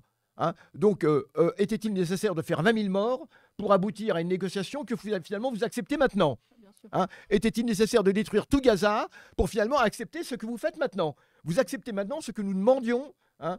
Pourquoi? Ils disent parce que la seule façon de libérer les prisonniers, c'était cela. Il n'y avait pas d'autre façon. Tout a été essayé. Hein. Voilà donc ce que disent les Palestiniens. Donc l'enjeu, il est énorme.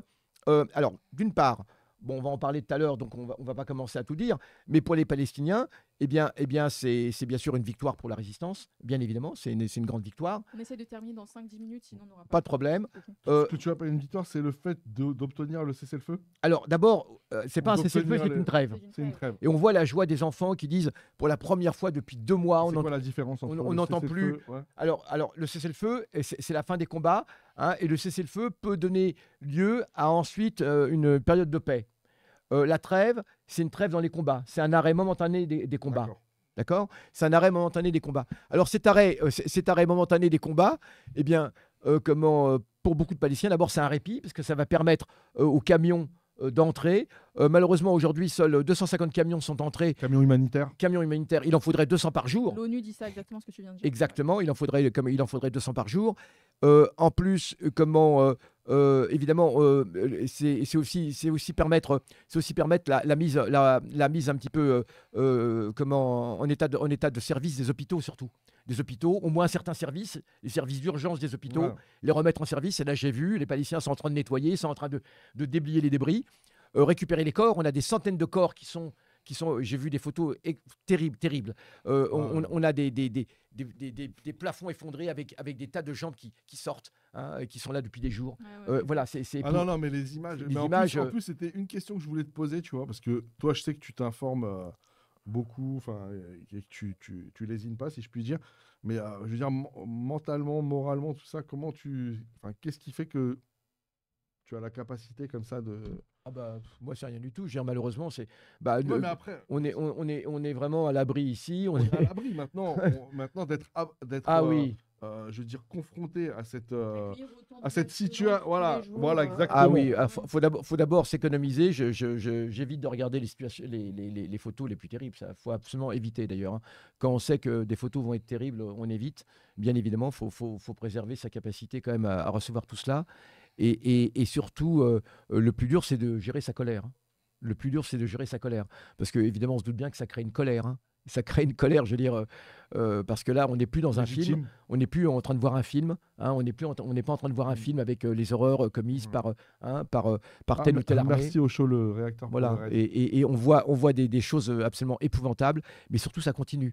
N'oublions pas que les combats continuent en Cisjordanie, hein, que la Cisjordanie n'est pas concernée par la trêve, d'accord, que toutes les nuits, l'armée Au niveau israélienne... du Sud-Liban. Alors au Sud-Liban, ça continue toujours. La trêve ne concerne pas le Sud-Liban également. D'accord. Hein. Et puis non plus le théâtre d'opération des Houthis, mais ça on va en parler dans l'émission tout à l'heure, Au hein, Yémen. au Yémen. Mais ce que je veux dire, c'est que d'une façon générale, donc l'enjeu pour les Palestiniens, c'est de prolonger la trêve et que la trêve se transforme en cessez-le-feu. D'accord. N'oublions pas que le cessez-le-feu, c'est la revendication principale, celle qu'on doit soutenir, celle que tout le monde doit Celle soutenir. qu'on entend partout dans le monde. Voilà, exactement. C'est le cessez-le-feu, avant toute chose.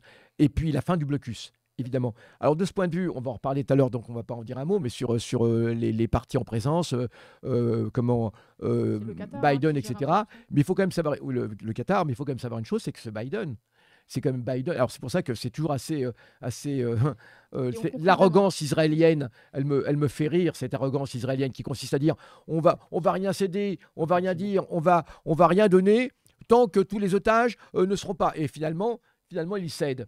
Et Biden, on va le voir tout à l'heure, il y a un agenda qui inquiète énormément Biden, et c'est la raison pour laquelle Biden a dit, en quelque sorte, a sifflé la récréation, hein, ou plutôt la fin de la récréation.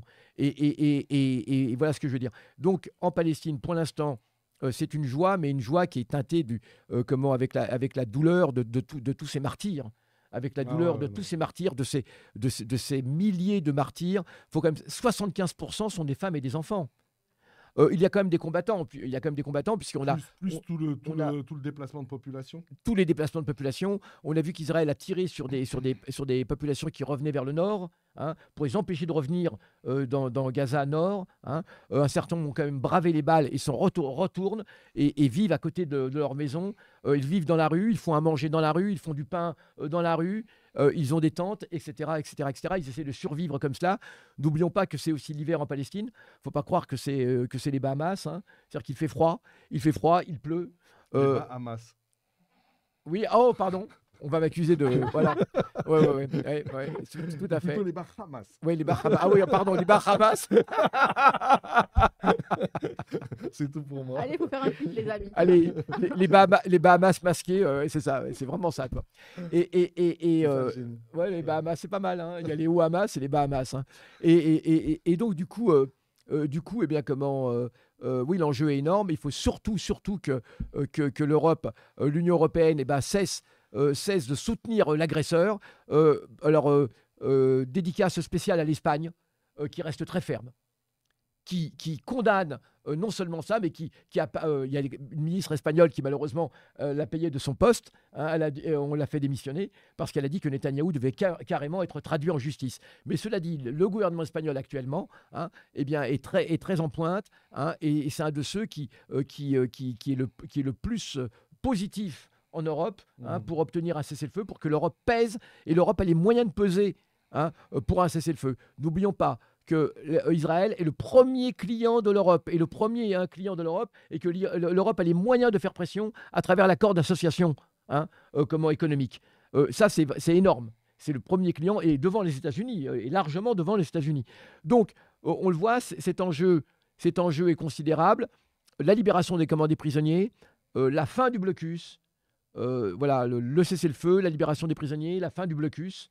Et nous sommes aussi heureux, nous devons le dire, pour la libération des prisonniers israéliens. D'accord ? Parce que, Bien sûr, bah oui. non, mais c'est ça qu'il est important de dire, c'est que nous ne sommes pas en train de compter des points. Voilà, nous rêvons d'une situation où il n'y aura plus de prisonniers. D'avoir des otages israéliens. Exactement. On rêve d'un monde où tout le monde peut vivre en paix. Évidemment. Donc, y compris voilà, les personnes qui étaient retenues. Voilà, exactement. Et que dans Gaza, nous espérons qu'en Israël, il y aura des forces de paix qui vont réaliser un petit peu qu'il ne peut pas y avoir d'avenir possible avec le sionisme, hein, et le militarisme et l'occupation. Donc voilà un petit peu ce qu'on peut dire. Donc on n'est pas, comme certains... Les racistes, ils s'en foutent des prisonniers palestiniens. Mais nous, on n'est pas racistes. Nous, on s'en fout pas des otages israéliens. Enfin, Absolument pas. Et au contraire, et d'ailleurs, c'était émouvant, les retrouvailles de ces otages israéliens avec leurs familles. Je veux dire, qui ne va pas dire qu'il est aussi ému Et nous condamnons la situation qui a mené à tout cela. Mm. Nous condamnons la violence la violence initiale qui a mené à d'autres violences. Bien Hein, sûr. nous ne sommes pas en train de compter les points en disant voilà. Et c'est toute la grande différence. C'est la dimension que- asymétrique. Moi, je pense qu'il faut vraiment Bien sûr. insister sur la dimension asymétrique parce que beaucoup dans les médias, moi, c'est un petit peu vraiment en 30 secondes ce que je voulais dire. Je voulais vraiment, j'allais dire, plus que critiquer, j'essaie de, je veux pas dire des mots, mais vraiment. Ouais, dire tout mon dégoût, on va dire, des médias mainstream français. Alors, donc je n'attendais rien j'allais dire, d'exceptionnel. Hein. Mais là, le niveau de soumission, Ouais. le niveau de propagande, le niveau de mensonge, Tout à fait. et de manière justement totalement asymétrique en faveur de lâcheté, en faveur de l'oppresseur, d'Israël, de- de l'armée israélienne, c'est-à-dire avec Une des premières armées du monde. Hein. Rafovitch qui a micro Oui. ouvert Ah oui, oui, oui, oui. sur la plupart des chaînes Oui, oui. d'infos. Et le fait qu'on humanise ou qu'on surhumanise notamment les personnes retenues dans Gaza, etc., avec les noms, avec des petites musiques, etc. Et la manière dont on déshumanise On ne montre même pas. les ouais. morts palestiniens, genre bon, 100, là il y en a 100, là il y en a 200. Ah, Tu sais, c'est ça, c'est c'est par ça. paquet, quoi. C'est ça. C'est au kilo, tu vois. C'est ça. Et Purée. ça nous pousse à spontanément, on n'a rien à foutre des Israéliens. C'est-à-dire Moi, qu'il y a. spontanément, voilà. quand je regarde les infos avec mes frères, on s'en fout. Ouais, genre, mais, tu vois. ouais, mais Mais regarde, après, sauf que Nous, on la réfléchit, du coup, on s'en fout pas. Ouais. Mais spontanément, ça nous pousse à vouloir Ouais, mais Mariam. les détester, quoi, Ouais, mais tu vois. Mariam, au niveau de la masse, Ouais. c'est-à-dire des masses populaires, Ouais. elles sont abreuvées. Tu vois, et elles n'ont pas les outils. Bah, c'est ça. Voilà, Ah oui. elles n'ont pas les outils Bah oui. politiques. Et donc, je veux dire, dans le récit qui est fait, on aboutit à ce que c'est les victimes, enfin les personnes les victimes du côté israélien sont beaucoup plus, j'allais dire, mis en Il y a avant. une Et, empathie évidente. voilà. Et ça, moi, franchement, Ouais, c'est c'est dégueulasse. un Franchement, des c'est dégueulasse. trucs Ignoble. sur les médias occidentaux, parce que j'étais en Algérie pendant 15 jours, Ah. donc j'ai été beaucoup sur Il y a les quelqu'un médias, qui dit, sur les médias arabes. Ah oui, c'est différent. hein. quelqu'un dit, comme dirait Ouria, ils nous laissent pas être tristes pour eux. C'est exactement Ouais, ça. ouais. C'est Ouais. exactement ça, franchement. Et franchement, Ouais. bah, les 15 jours là que j'ai passés, Ouais. donc, où j'étais beaucoup sur les chaînes arabes, Ça n'a rien à voir. Hein. où on va dire, bon voilà, c'est vraiment Allez, on deux conclut- salles. on conclut C'est vrai, vraiment, j'ai il est fini. 20 C'est vraiment heures. 2 salles, 2 ambiances. Et si tu veux, ça a vraiment, quand je suis revenu, ça m'a fait un choc thermique, mais terrible. Ouais. Voilà. Alors, spécial Alors, non, quand même c'est bon, dédicace. c'est bon, Oui, mais c'est bon. spécial dédicace quand même à Mohamed Kassi, le journaliste, hein, qui Oui. a été très courageux. Oui. À Maurice, aussi à l'humoriste Maurice, Guillaume d'accord Meurice. Guillaume Maurice, Ouais. qui souffre quand même l'honneur de ce pays, parce que malheureusement, ils ne sont pas nombreux, hein, ceux qui ont la dignité de dire comment, oui, Gaza qui est, rappelons-le, une des zones du monde les plus Et Malik peuplées. Bentala. Malik Et Bentala. Malik Ben Bentala. oui, Je voulais passer L'heure un de trop, extrait. l'heure de trop. Mais avec la technique, c'était pas possible. Mais je voulais passer un extrait pour qu'on en discute. Mais heureusement, parce que de toute façon, on n'a même pas le temps. Donc, Avec Chalgoumi quand il va Donc, parler d'Israël et qu'il essaye de partir. Ah ouais. Là, Ah ouais. oui. La vidéo, elle a fait. Où allez-vous, monsieur Il est l'imam aux toilettes. Ouais. Je suis aux toilettes. Je peux pas dire plus. Je peux pas dire plus. La vidéo, elle a fait plusieurs millions de vues. Ça a vraiment cartonné de ouf. Ouais, Comme quoi, comme on fait des trucs bien, quand on ouais, rigole, des choses, mais ça Bah plaît. oui. Mais bien sûr, les gens, ils ont besoin de ça en fait en ce moment, Ouais, tout c'est simplement. vrai.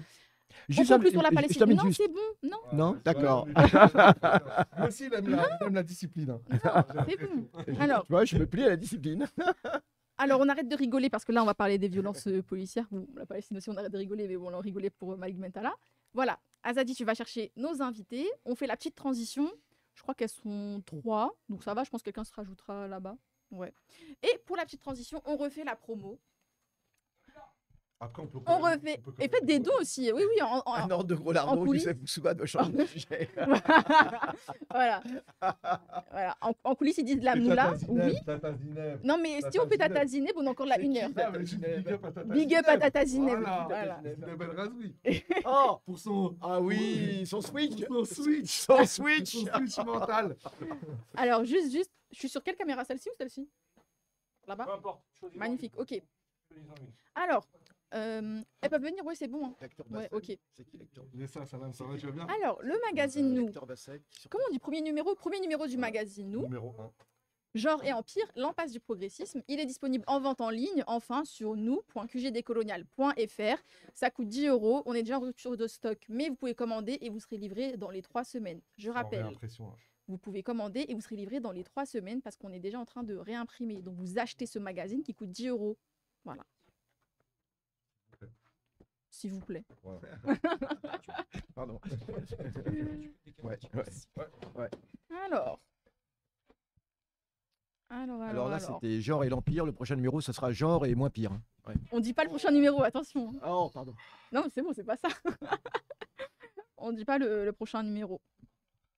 Alors, Bonjour. bonjour, bienvenue. On accueille nos Ça va invités. Je vous en prie. Vous pouvez venir là ou là si vous voulez. Non, là-bas, c'est mieux. Il y a déjà la chaise. Placement libre. Voilà. Ah. Magnifique, installez-vous tranquillement. Magnifique. Venez, bonsoir. Et y a Encore. pas Oui, c'est bien, ça fait Il n'y a pas transition. quelqu'un qui fait le faire un Bonjour, vous café, pouvez là venir. Bienvenue. Ouais, allez-y, entrez. Bienvenue, bienvenue. Ça va Bonsoir. Je vous en prie. Bonsoir, Bonsoir. bonsoir. Vous allez bien? Bonsoir. Vous pouvez venir là. Placement libre. Hein. Ah, merci. Merci. Merci. Chers amis, il n'y a pas quelqu'un qui m'avait promis un café tout à l'heure Entre les deux. Qu'est-ce s'appelle le cours Pas trop court, Ouais. pas trop court, non. Ah ouais, effectivement. Plutôt long. Il y aura personne ici Amal Bentounsi, elle est pas là au final?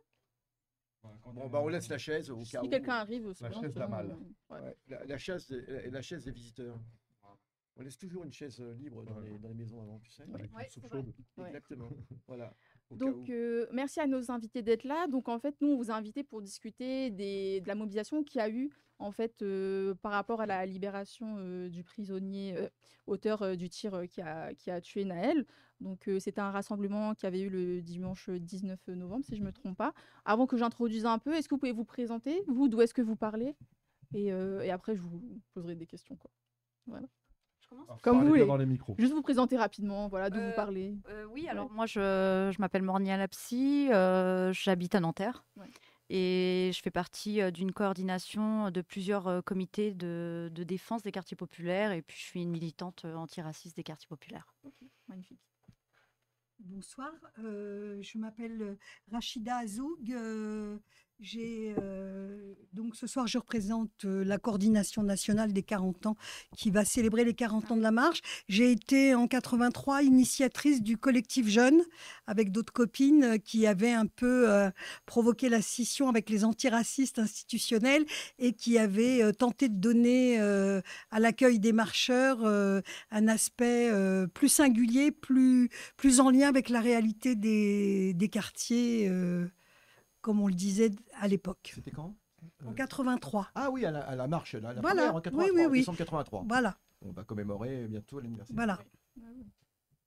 Et enfin, Et moi, donc bonsoir, je suis donc Karima. Je fais également partie de la coordination pour la défense des habitants des quartiers populaires qui regroupe effectivement plusieurs comités de famille, militants et volontaires pour lutter contre le racisme systémique face à des événements de la vie, des épreuves que ces personnes subissent par rapport à la violence d'État.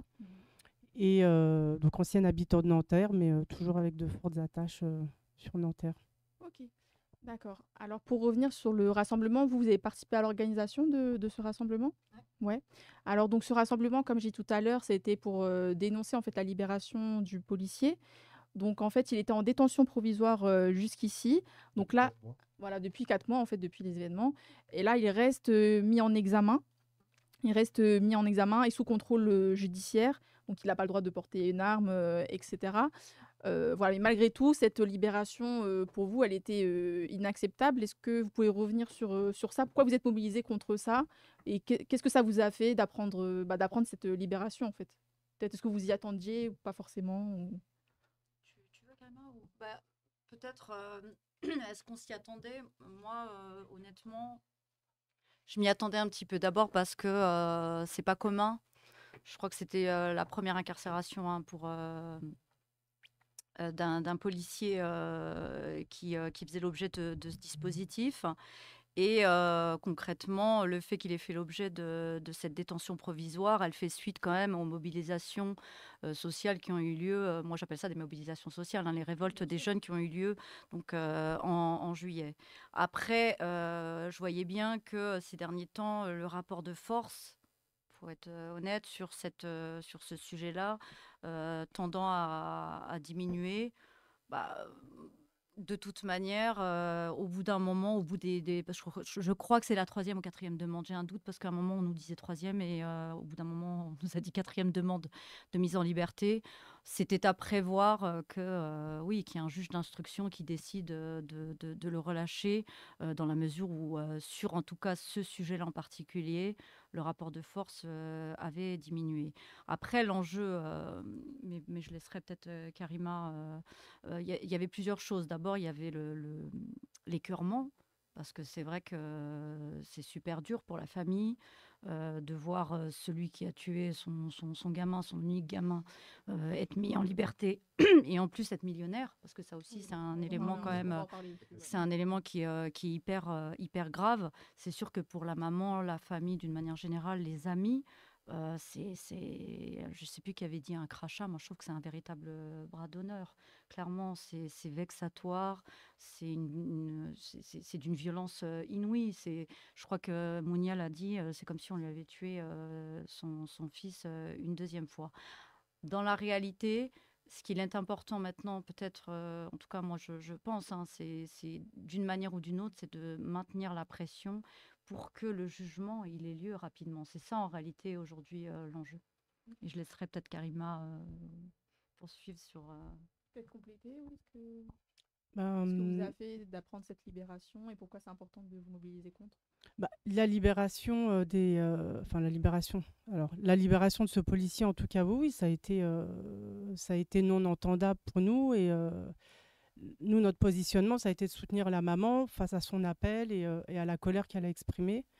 Et au fait que, bien évidemment, c'était pas audible pour elle de voir libérer la personne qui a tué son fils, que toute la France, comment dire, a vu tuer le fils et toute la planète, j'ai envie de dire, même maintenant. Donc, c'était, j'ai envie de dire, le minimum syndical. C'est-à-dire qu'il n'était pas concevable de ne rien faire, de ne pas contester cette décision-là.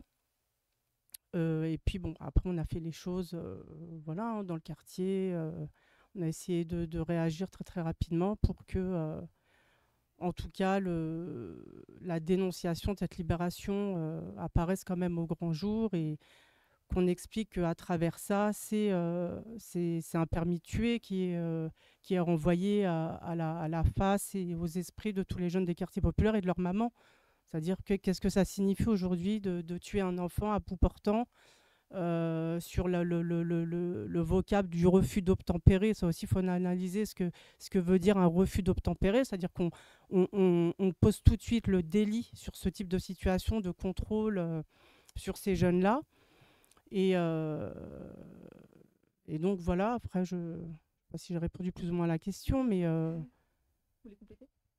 Moi, ce qui me semble absolument insupportable, c'est que ça fait 40 ans que ça dure et qu'effectivement, on ne cesse de stigmatiser les jeunes des quartiers populaires, leurs familles, les jeunes au travers de ce fameux mot, la violence. Mais elle est où, la violence?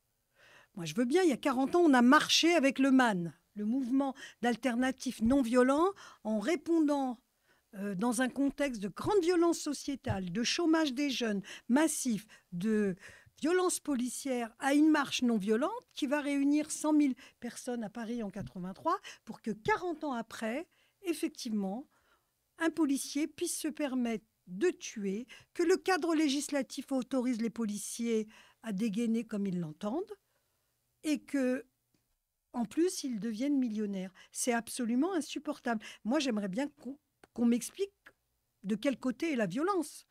Pour moi, il est clair qu'elle est de l'autre côté, la violence. Du côté de ceux qui tuent des jeunes, y compris d'ailleurs pas que les policiers, les crimes sécuritaires. Parce qu'on a Il y en a moins qu'avant, mais tous les beaufs, les tontons flingueurs, etc., qui passaient à l'acte, qui tuaient des jeunes et qui s'en sortaient relaxés ou avec 1 an de prison avec sursis. Bah là, on n'était pas loin avec le jardinier, l'histoire du jardinier. Tout à fait, voilà. Il y avait une résurgence de ça, c'est vrai. Tout à fait. Ben oui, il y a des on périodes où il voyait y a... beaucoup dans les années 80, 90. Exactement. Et c'est vrai que là, le mec avec son cutter, ça faisait penser à ça. Oui. Et vous parliez tout à l'heure des rapports de force qui sont un peu en train de changer entre guillemets, en notre défaveur.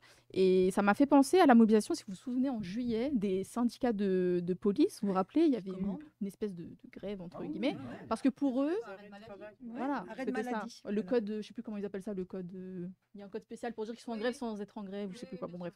En gros, ils ne travaillent pas, quoi, mais ils sont encore en fonction. Et donc, ce que je voulais demander... Qu'est-ce que je voulais demander déjà Oui, et par rapport à ce rapport de force-là qui est en train de changer, est-ce que... Oui, pour eux, en fait, c'était inadmissible d'avoir un policier en prison. Voilà ce que je voulais dire. Pour eux, c'était inadmissible, en fait, d'avoir un policier en prison.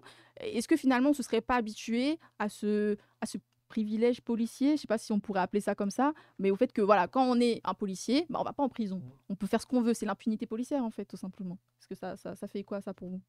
Pour moi, c'est une évidence qu'il y a une continuité. C'est-à-dire que quand on reprend la séquence, on a eu la mort de Naël, le policier qui a été placé en détention provisoire. Il y a eu tout de suite après, il y a eu les révoltes.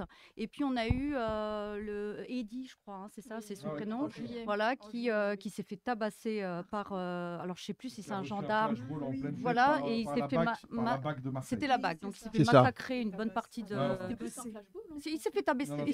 C'était au flashball, hein. Oui, tabassé et flashball. Voilà. Et il s'est trouvé que je crois que les policiers ont été mis également, ont été placés en détention provisoire. Et le problème, c'est que pour la police, tu as raison, c'est que là, ça faisait trop. C'est-à-dire on était passé du jamais vu, puisqu'on a eu... premier exemple, le policier qui a tué froidement Naël, qui a été placé en détention provisoire, plus le deuxième. Et pour eux, c'était une manière... Alors clairement, ils ont exercé une espèce de pression. Et ils ont, un vrai chantage. C'est un vrai chantage à l'arrêt de maladie.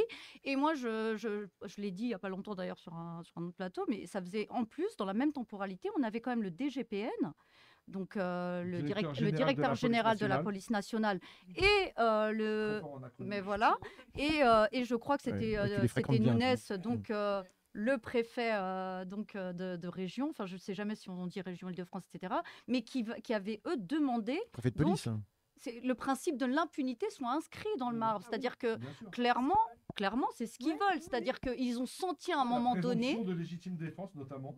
Ils ont senti qu'il y avait une espèce de défaillance, en réalité, au niveau du système judiciaire, à l'endroit des policiers.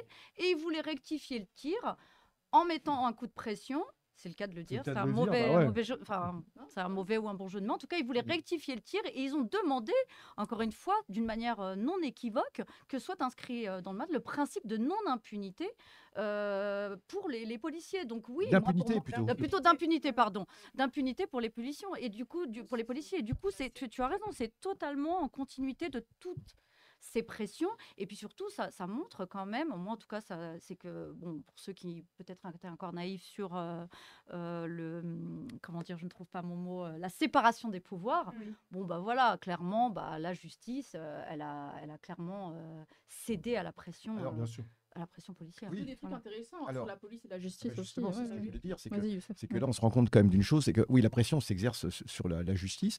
Il y a eu quand même des réactions de la justice parfois, du syndicat de la magistrature, des gens qui essayent quand même de faire de la résistance, mais on voit bien que, tu as raison de le dire, on a affaire à un bras de fer actuellement entre la justice et la police, et malheureusement, on voit bien que, et d'ailleurs, et même entre la police et la justice, on va dire la justice...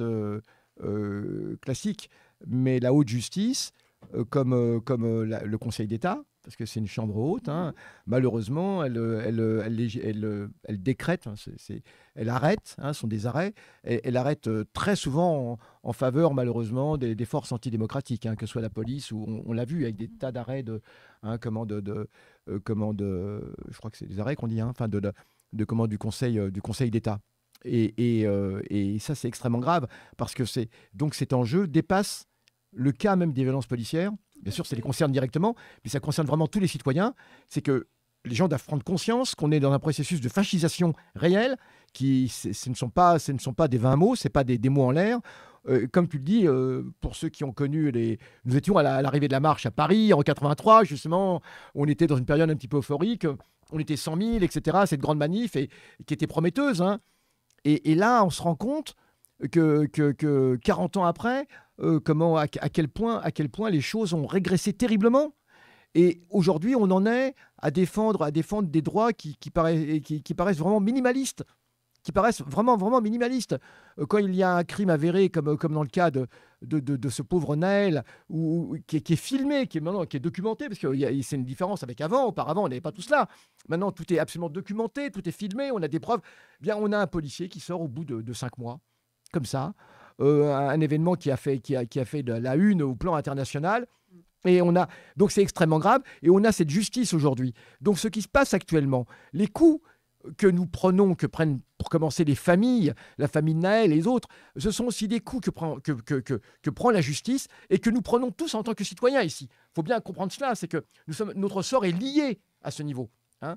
Et ceux qui aujourd'hui se félicitent de la libération du policier, les gens qui observent doivent savoir que c'est à chaque fois un pavé de plus jeté contre l'édifice de la démocratie, l'édifice des lois, l'édifice légal. Et que c'est une avancée, vraiment malheureusement, que rien ne semble arrêter vers ce que j'appelle une fascisation. Ça a été dit, entre autres, le bouquin la possibilité du fascisme, hein, de Palietta, d'Ugo Palietta. L'international fasciste aussi. L'international fasciste, on voit bien, c'est complètement lié. Hein. Qui arrive au pouvoir. Complètement lié. Excuse-moi. Tu voulais rebondir, vas-y. Oui, je voulais juste dire, en 83, le 2 décembre 83, la veille de l'arrivée de la marche, nous organisons un forum justice à Levallois. Le FN fait 2%, je crois, hein, dans la mémoire. Les syndicats de police étaient présents aux côtés des syndicats de la magistrature, des juristes, etc. Ouais. On a sur un format identique, on en a fait un samedi dernier pour célébrer les 40 ans de la marche. Syndicats de police étaient absents. Ils ne sont pas venus. Et ils ne viendront pas et nous ne les inviterons pas. Et c'est vrai qu'il y a ça. Deuxièmement, l'omerta sur la police. Et tu as tout à fait raison. On est dans un recul extraordinaire, même de la démocratie, quoi. Ça veut dire qu'il n'y aura plus de justice possible et applicable pour les citoyens de ce pays, alors de surcroît lorsqu'ils sont arabes, noirs et qu'on leur tire dessus. Il faut quand même savoir qu'après la marche de 83, 15 jours après l'arrivée de la marche en décembre, même si c'était l'euphorie, le harcèlement que Toumi Djaïdja et sa famille ont subi, il a quand même atterri en prison 3 semaines après. Absolument, accusé d'une sorte d'un prétendu hold-up, etc., contre un supermarché. Oui, tout à fait. Tout était factice. J'ai envie de dire, Malik Oussekine, c'est après la marche de 83. Exactement. Donc, on est dans une histoire sanglante, je veux dire, depuis l'histoire coloniale jusqu'à aujourd'hui. Tout à fait. Je pense qu'il y a des phases, des fois, d'accalmie, entre guillemets, et des phases d'accélération. Et là, je pense qu'on est dans une phase vraiment d'hystérisation presque. C'est-à-dire que il y a la fabrique d'un ennemi imaginaire.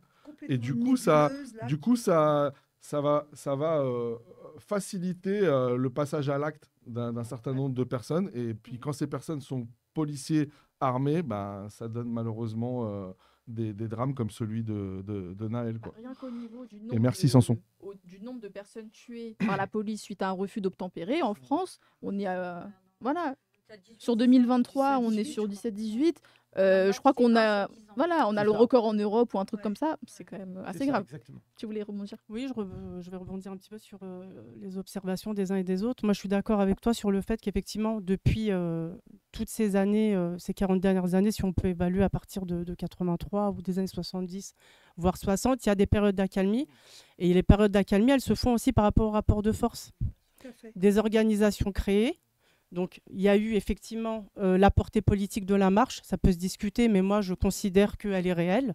Malgré les récupérations et les tentatives. Non, mais il y en a qui le contestent quand même encore par moment, mais ça a dépassé même toutes les tentatives politiques de récupération, quoi qu'on en dise, quoi qu'on fasse.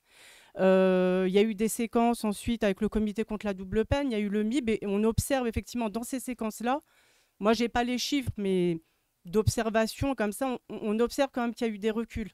à ce niveau-là sur les séquences de crimes policiers moins sécuritaires, mais en tout cas violence et crimes policiers. Moi, ce que je voulais rajouter sur la question de l'emprisonnement au départ de ce policier, c'est que ce n'est pas le courage d'une magistrate, ce n'est pas la justice qui est appliquée, c'est la pression populaire qui met ce policier en prison. Avec les énormes manifestations qu'il y avait eu. Et révolte. Ah oui, C'est ça qui met le policier en prison au bout de 2 ou 3 jours, si ma mémoire est bonne. Tout de suite, immédiatement. Voilà, ça c'est du jamais vu. C'est-à-dire qu'au-delà du fait que la mort de Naël, elle a été filmée, parce que des caméras, il y en a dans plein d'affaires, ça n'a pas donné ça. Mais il y a eu une telle pression populaire du quartier et même au-delà sur différents quartiers de France qui ont fait que le policier, là, et ce n'est pas l'application de la loi, ni du droit, ni d'un courage d'une magistrate, comme je sais pu l'entendre dernièrement, mais ça vient là. Donc après, la libération, effectivement, on s'y attendait. Je reviens un petit peu sur ta première question.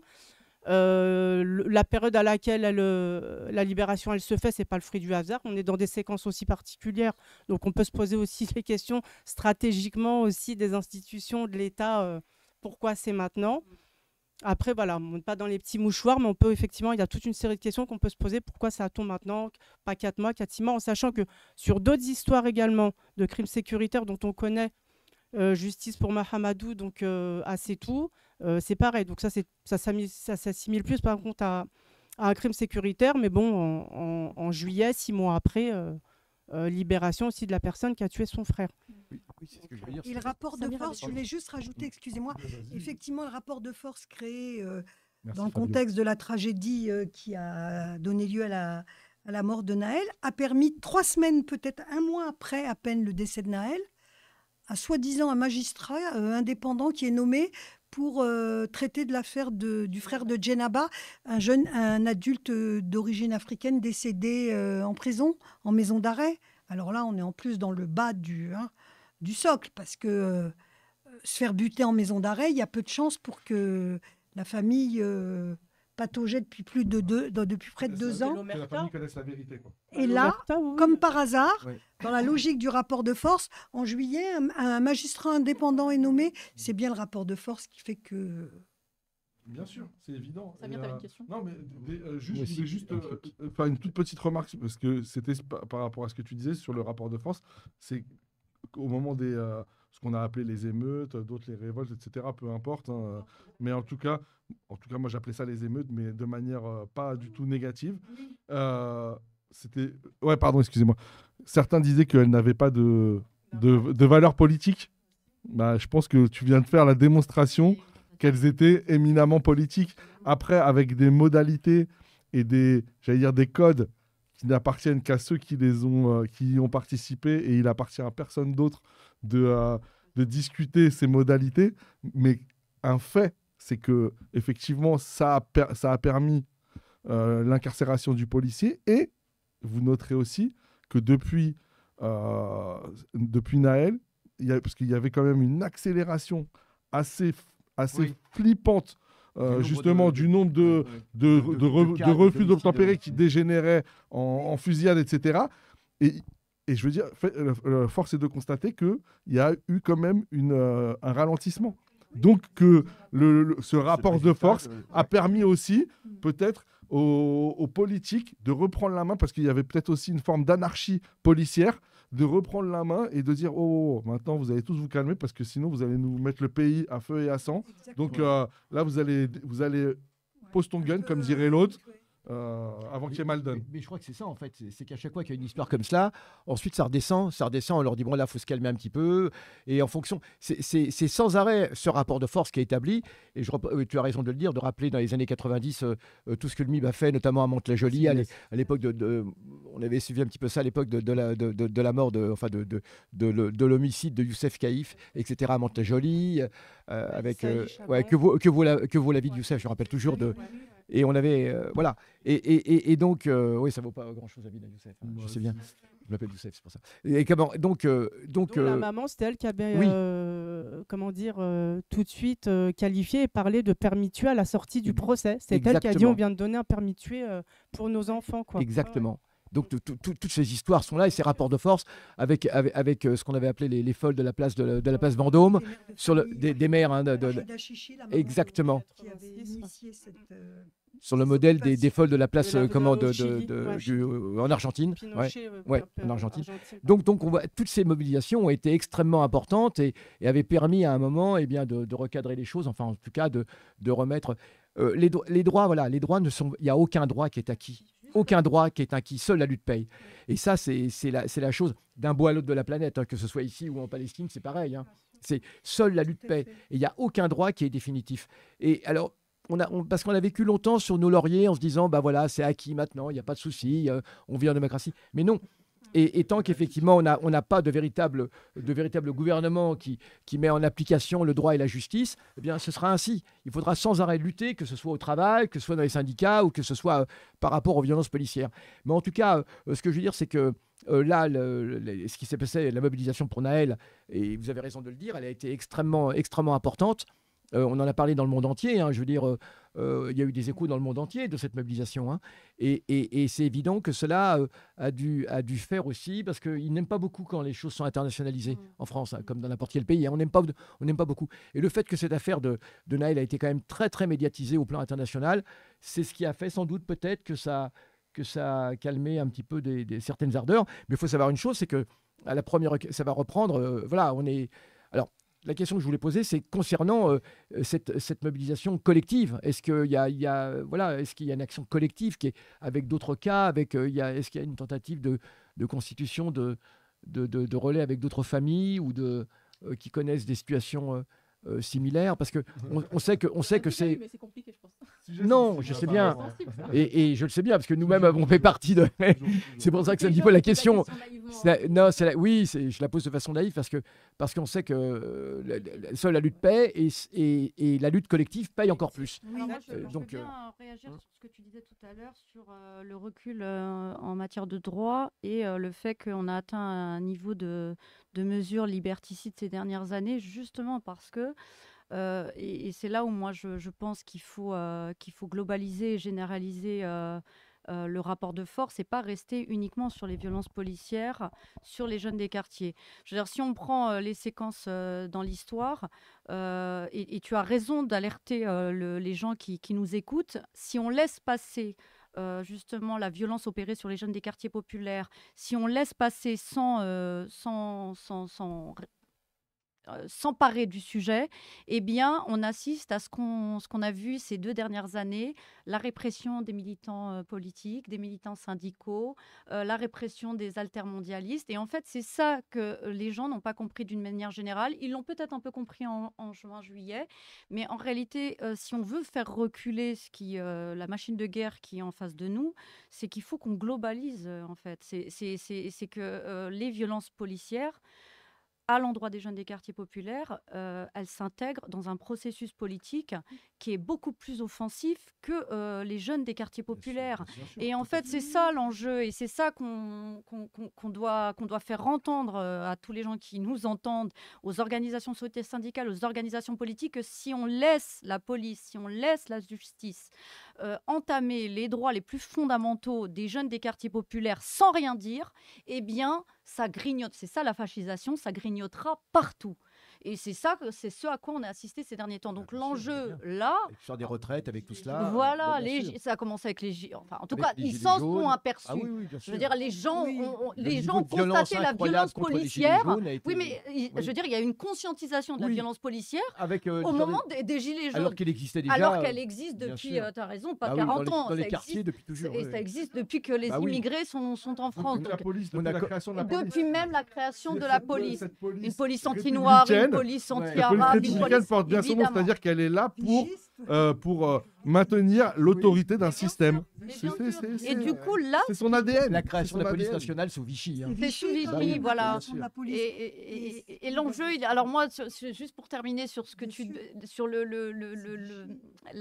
fait d'avoir une perspective bientôt, de faire quelque chose avec toutes les familles. Pour l'instant, moi, j'avoue que non, enfin, il n'y a pas non, moi, C'est un objectif. ouais. moi, l'objectif, en réalité, alors là, il y a une résurgence de la question palestinienne, donc on est beaucoup aussi sur la question palestinienne, mais difficile de ne pas faire le lien. Ben, bien sûr. Mais C'est la domination, c'est même clairement une Quand on parle des droits, on parle c'est cette question des droits qui est posée voilà. dans les deux cas. On hein. parle des mesures liberticides, on parle d'une forme de ghettoisation, justice, d'injustice, de discrimination, bon, d'abus de droit, d'abus de pouvoir.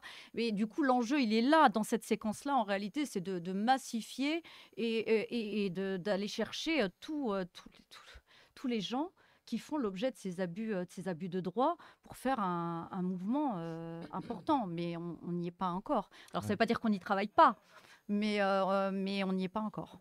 Et puis peut-être, moi, ce qui me semblerait, par rapport à ce que tu posais, Youssef, comme question, je reprends l'idée aussi de c'est compliqué face à un tel drame, perdre un enfant, que de se mobiliser à la place d'eux. Moi, j'avais un peu échangé avec Karima, je disais que des expérimentations, un peu l'idée d'expérimentation dans le sens noble, militantes qui ont été initiées par des acteurs peuvent être mobilisés, mais on ne peut pas faire à la place d'eux. On ne peut pas. Et c'est vrai que tant qu'au niveau local, que ce maillage, il ne monte pas pour mettre dans l'espace public la question d'une affaire, que ce soit Naël ou d'autres jeunes, tant que ce n'est pas mis dans l'espace public pour créer un rapport de force, c'est compliqué de se projeter. Il y a plein de familles, hein, moi je suis alors là choquée, je peux paraître naïve, pourtant je suis une vieille militante qui t'arrête dans des manifs et qui disent « mon fils est mort dans des conditions sur le périph', je ne sais pas, j'ai laissé tomber. L'OPJ m'a dit tenez, voilà, permis d'inhumer, allez au funérarium. » Tu te dis « mais on est où dans ce pays? On est où là ?» Tu vois, là on est en colère. L'autre fois je discutais avec je ne sais plus qui me dit « oui, mais c'est un avocat qui me parlait de l'omerta sur la police. » Je lui dis, mais bon sang de bonsoir, ces flics proches de l'OAS, proches de l'extrême droite qu'on a connu au moment de l'indépendance de l'Algérie, ils ont bientôt 100 ans, ils sont partis à la retraite. Et il me dit, oui, mais c'est dans les murs, c'est dans les murs. Ils sont plus là, ces flics, on est d'accord. Stéphane Maugendre, avocat, me dit, mais l'omerta sur la police, ça s'est transmis. C'est de la systémie. Ça s'appelle de la systémie. Oui, oui. Tu regardes un documentaire sur la police, sur l'histoire de la police. Tu sais, tu as des documentaires où tu as les grands, comme ils appellent les grands flics, qui témoignent, etc. Mais des mecs, ils sont cuits. Le mec, il a 89 ans, il est cuit, il n'a plus rien à perdre. Tu vois ce que je veux dire? Mais il n'ouvrira pas sa bouche. Ouais. Non, 60, parce qu'il a un enfant flic, il a un petit-fils ou une petite-fille flic, il a le neveu de sa femme. C'est-à-dire que c'est comme une sorte de caste. Ouais. Et en fait, voilà, ils ne peuvent pas. C'est jusqu'à la mort. Jusqu'à la mort, tu es obligé de garder ta bouche fermée. On reproduit le vocable, par exemple, de la guerre d'Algérie, de l'OAS, raton, tout. Il est repris par des jeunes flics qui ont 21 ans. C'était un vocable typique, typique de la période coloniale. Des jeunes flics de 22 ans reprennent ces termes-là. Enfin, c'est bien, c'est systémique. Dans le sens, c'est le système policier. Et là, même les avocats nous disent, les copier-coller, 9 flics. Alors, la seule lueur d'espoir de cet avocat, 9 policiers dans une des dernières affaires, je crois que c'est d'ailleurs Maître Bouzrou qui a réussi à faire sauter ça, 9 copier-coller, 9 témoignages identiques à la virgule. Hein. Ils ont tous assisté à la même scène, etc.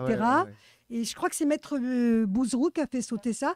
Et la différence, me disait un autre avocat, c'est qu'il y a 15 ans, il y avait un témoignage anonyme, une lettre anonyme d'un policier qui disait « c'est pas vrai ».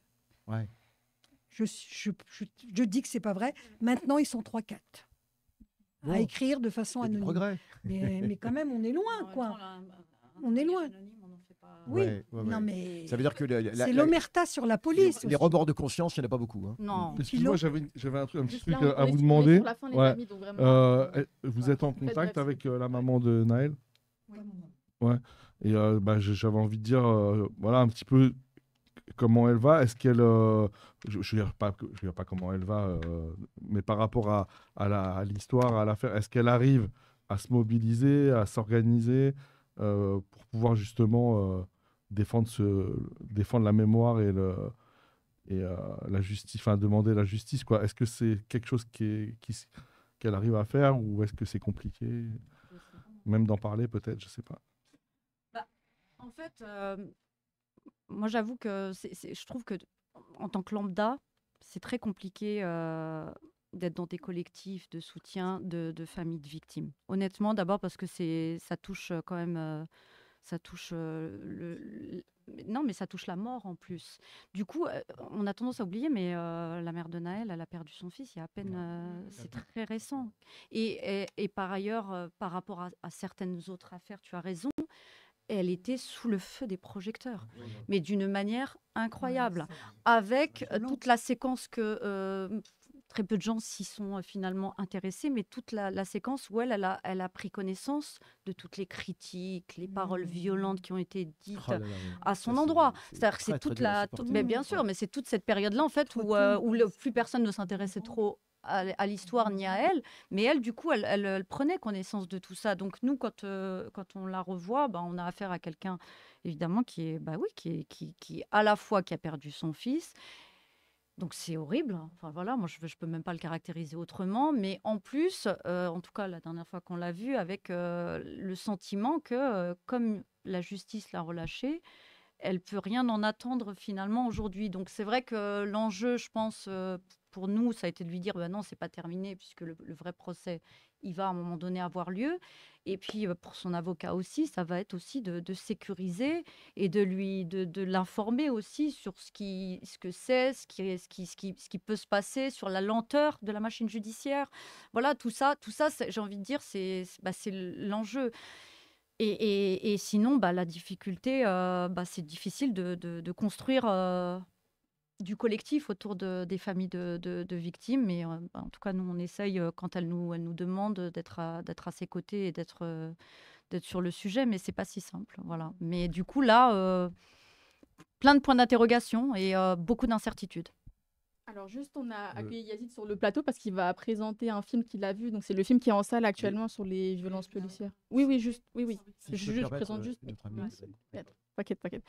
Donc c'est le film Avant que les flammes s'éteignent, mais avant ça, on conclut et je dirais juste un truc. Après, on va conclure. Ouais. Donc moi, pour compléter un peu ce que Mornia a dit. C'est vrai qu'on a cette tendance d'attendre effectivement des familles quand elles perdent un proche, de tout de suite se mobiliser, de tout de suite créer des comités. La combativité, la résistance, le fait de lutter pour rendre justice, ça passe pas forcément par les méthodes habituelles qu'on peut voir, qui ont été véhiculées ces dernières années. On peut tout à fait... voilà.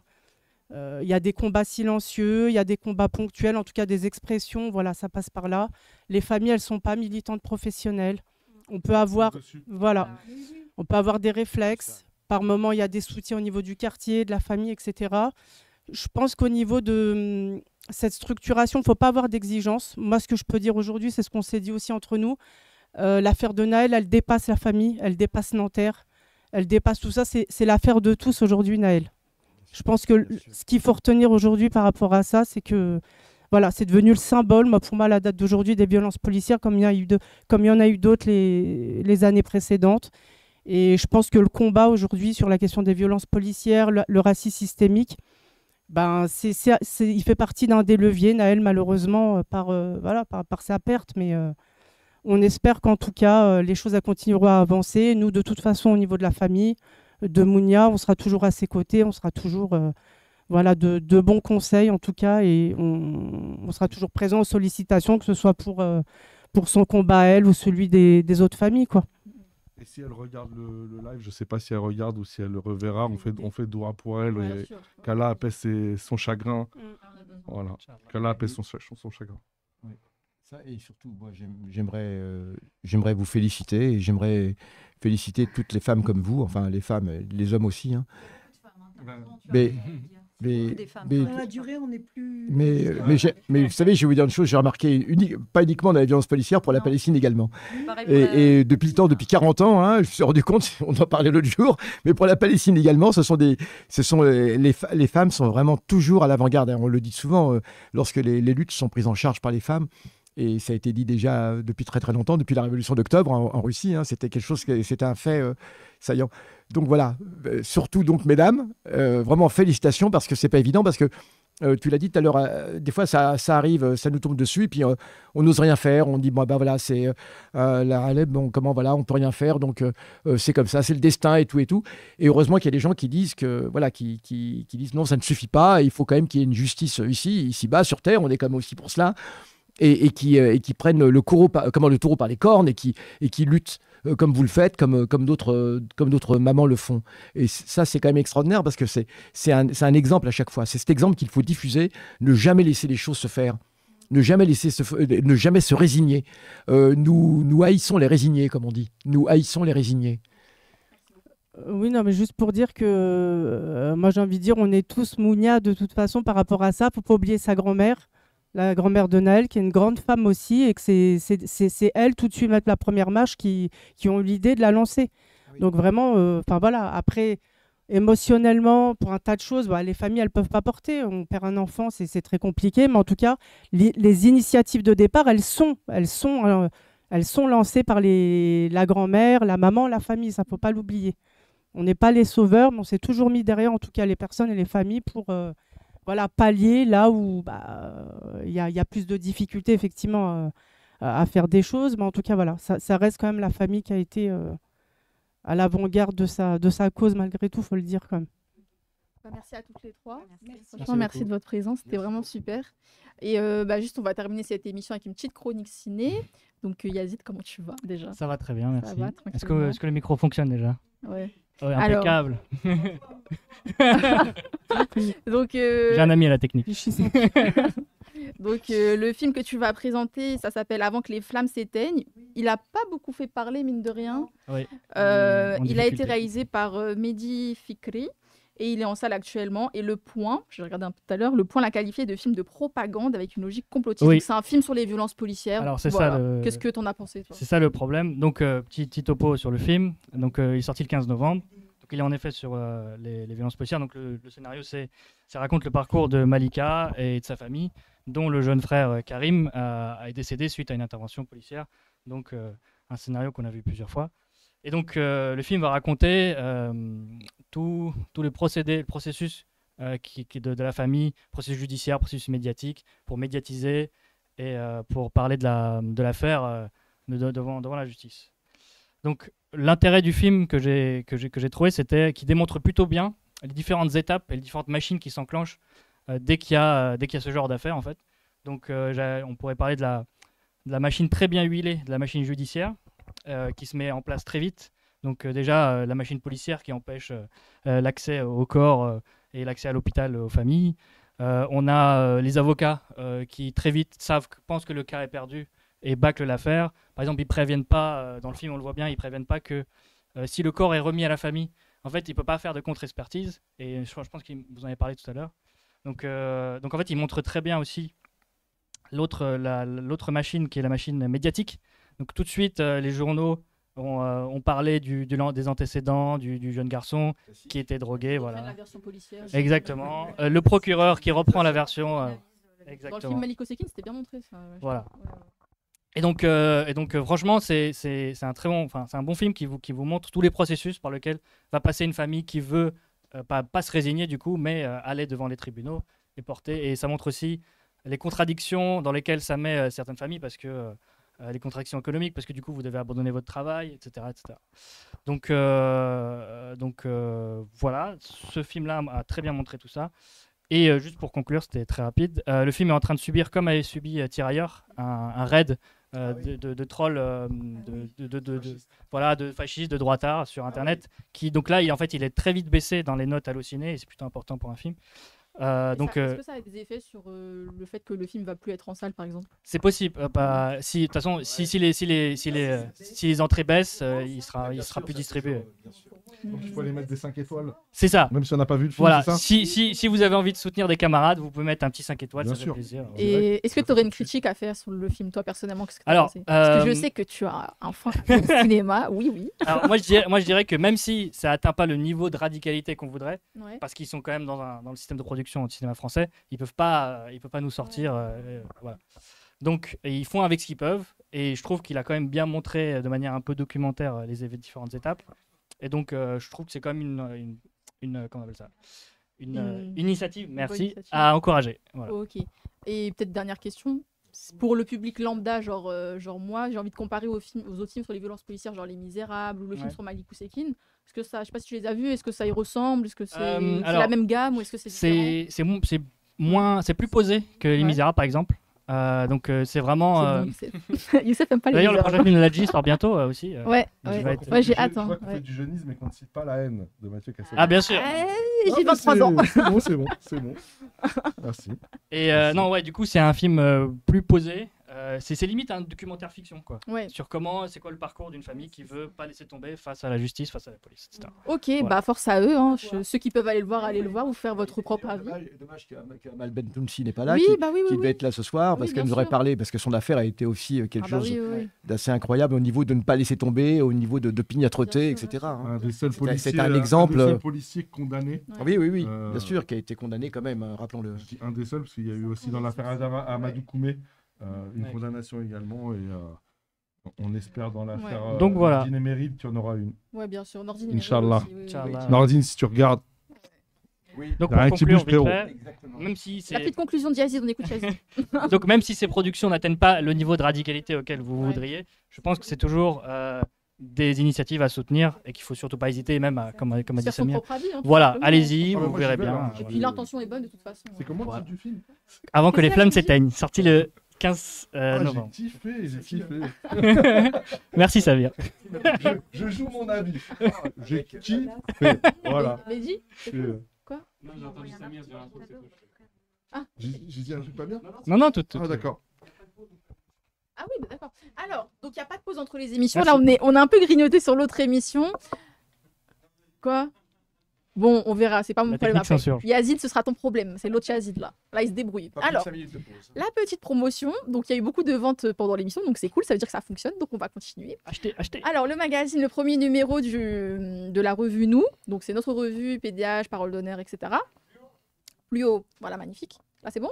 On peut Ouais. remercier Yazid quand même pour sa chronique. Bien sûr, merci beaucoup. J'ai dit merci. Non, Bah j'ai dit si, merci. on Je remercie tout le monde après, t'inquiète. D'accord. Alors, même toi, Youssef. Alors, après, donc ça coûte 10 €. C'est en vente en ligne, donc en livraison, sur le site nous.qgdcolonial.fr.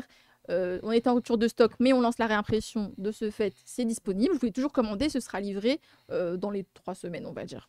Voilà. Merci beaucoup pour cette émission. Merci à toutes les trois. Merci à vous. Merci beaucoup. Merci beaucoup. Merci Yazid, super chronique. Bienvenue pour une prochaine. Bien sûr, vous émission, revenez hein. quand vous voulez, hein, franchement. Dès qu'il y a une actu que vous voulez parler, franchement, vous Je pouvez. tiens à dire venir. que aussi le chat vous a adoré. Ah oui, oui, il y avait beaucoup de bons commentaires. etc. interventions, Oui, ouais. oui. On n'a pas eu le temps de rebondir. de mais regarder ouais. comme ça, mais Non, si, ils étaient vraiment contents. Merci Youssef Boussouma. On était nombreux. Enfin, ils étaient On nombreux. était 1000, ouais. hein, on était plus de 1000 en direct. On est toujours 1000. Ah oui, on est toujours 1000. Mais Mais oui, Ouais, on ouais. est 1000 On pour est 1000. pour la chronique. Ouais, on est même 2000. Non, on est 1000, donc c'est J'ai vu super. 1100 hein, au moins. 1100 même. Ouais, des fois ça monte. Merci Youssef Boussouma Je vous en pour prie. toutes les informations, vraiment. Je vous en prie. Vraiment au top. Merci Samir Vraiment. Boussina pour les questions pertinentes, vraiment. Acheter le magazine. Et la Oui, promo. j'ai vu tout à l'heure. Et la promo. Merci à l'équipe technique, merci au Modo sur le chat. Un salut à Wissam qui est pas là, mais voilà, on pense Il à nous lui quand regarde. même. Ouais, vite fait, Il quoi. était sur le chat, Ah, je l'ai vite fait, vu. vite fait. Voilà. Il était sur le chat. Euh, Il n'est pas intervenu. Si, il parlait un peu. Hein. Si. En télétravail, il était. Il a fait quelques, il a fait quelques remarques désobligeantes sur toi. Je tiens à te le dire. Et bravo à Mariam pour l'animation de cette émission. Merci. Merci à la technique aussi. Et à tout de suite. Et merci à la technique aussi. Et vous bougez pas, il y a l'émission tout de suite après. Donc là, l'émission qui Merci à arrive, la c'est technique, Sofoma. l'émission qui arrive, c'est comment Gaza change la donne géopolitique. Donc là, on reste sur Gaza, sur la Palestine, mais du point de vue international de la géopolitique, etc. Ce qu'on a peu abordé et ce qu'on voit pas trop aborder dans les médias, etc. Même dans la presse écrite, c'est difficile. Mais on a des invités incroyables. Ce sera animé par Yazid Arifi. Et on aura Azadi, on aura Youssef Boussouma, on aura Jean-Marc Chiappa et Statis Kouvelakis. Et je leur laisse la place tout de suite. À bientôt. À tout de suite. Bravo.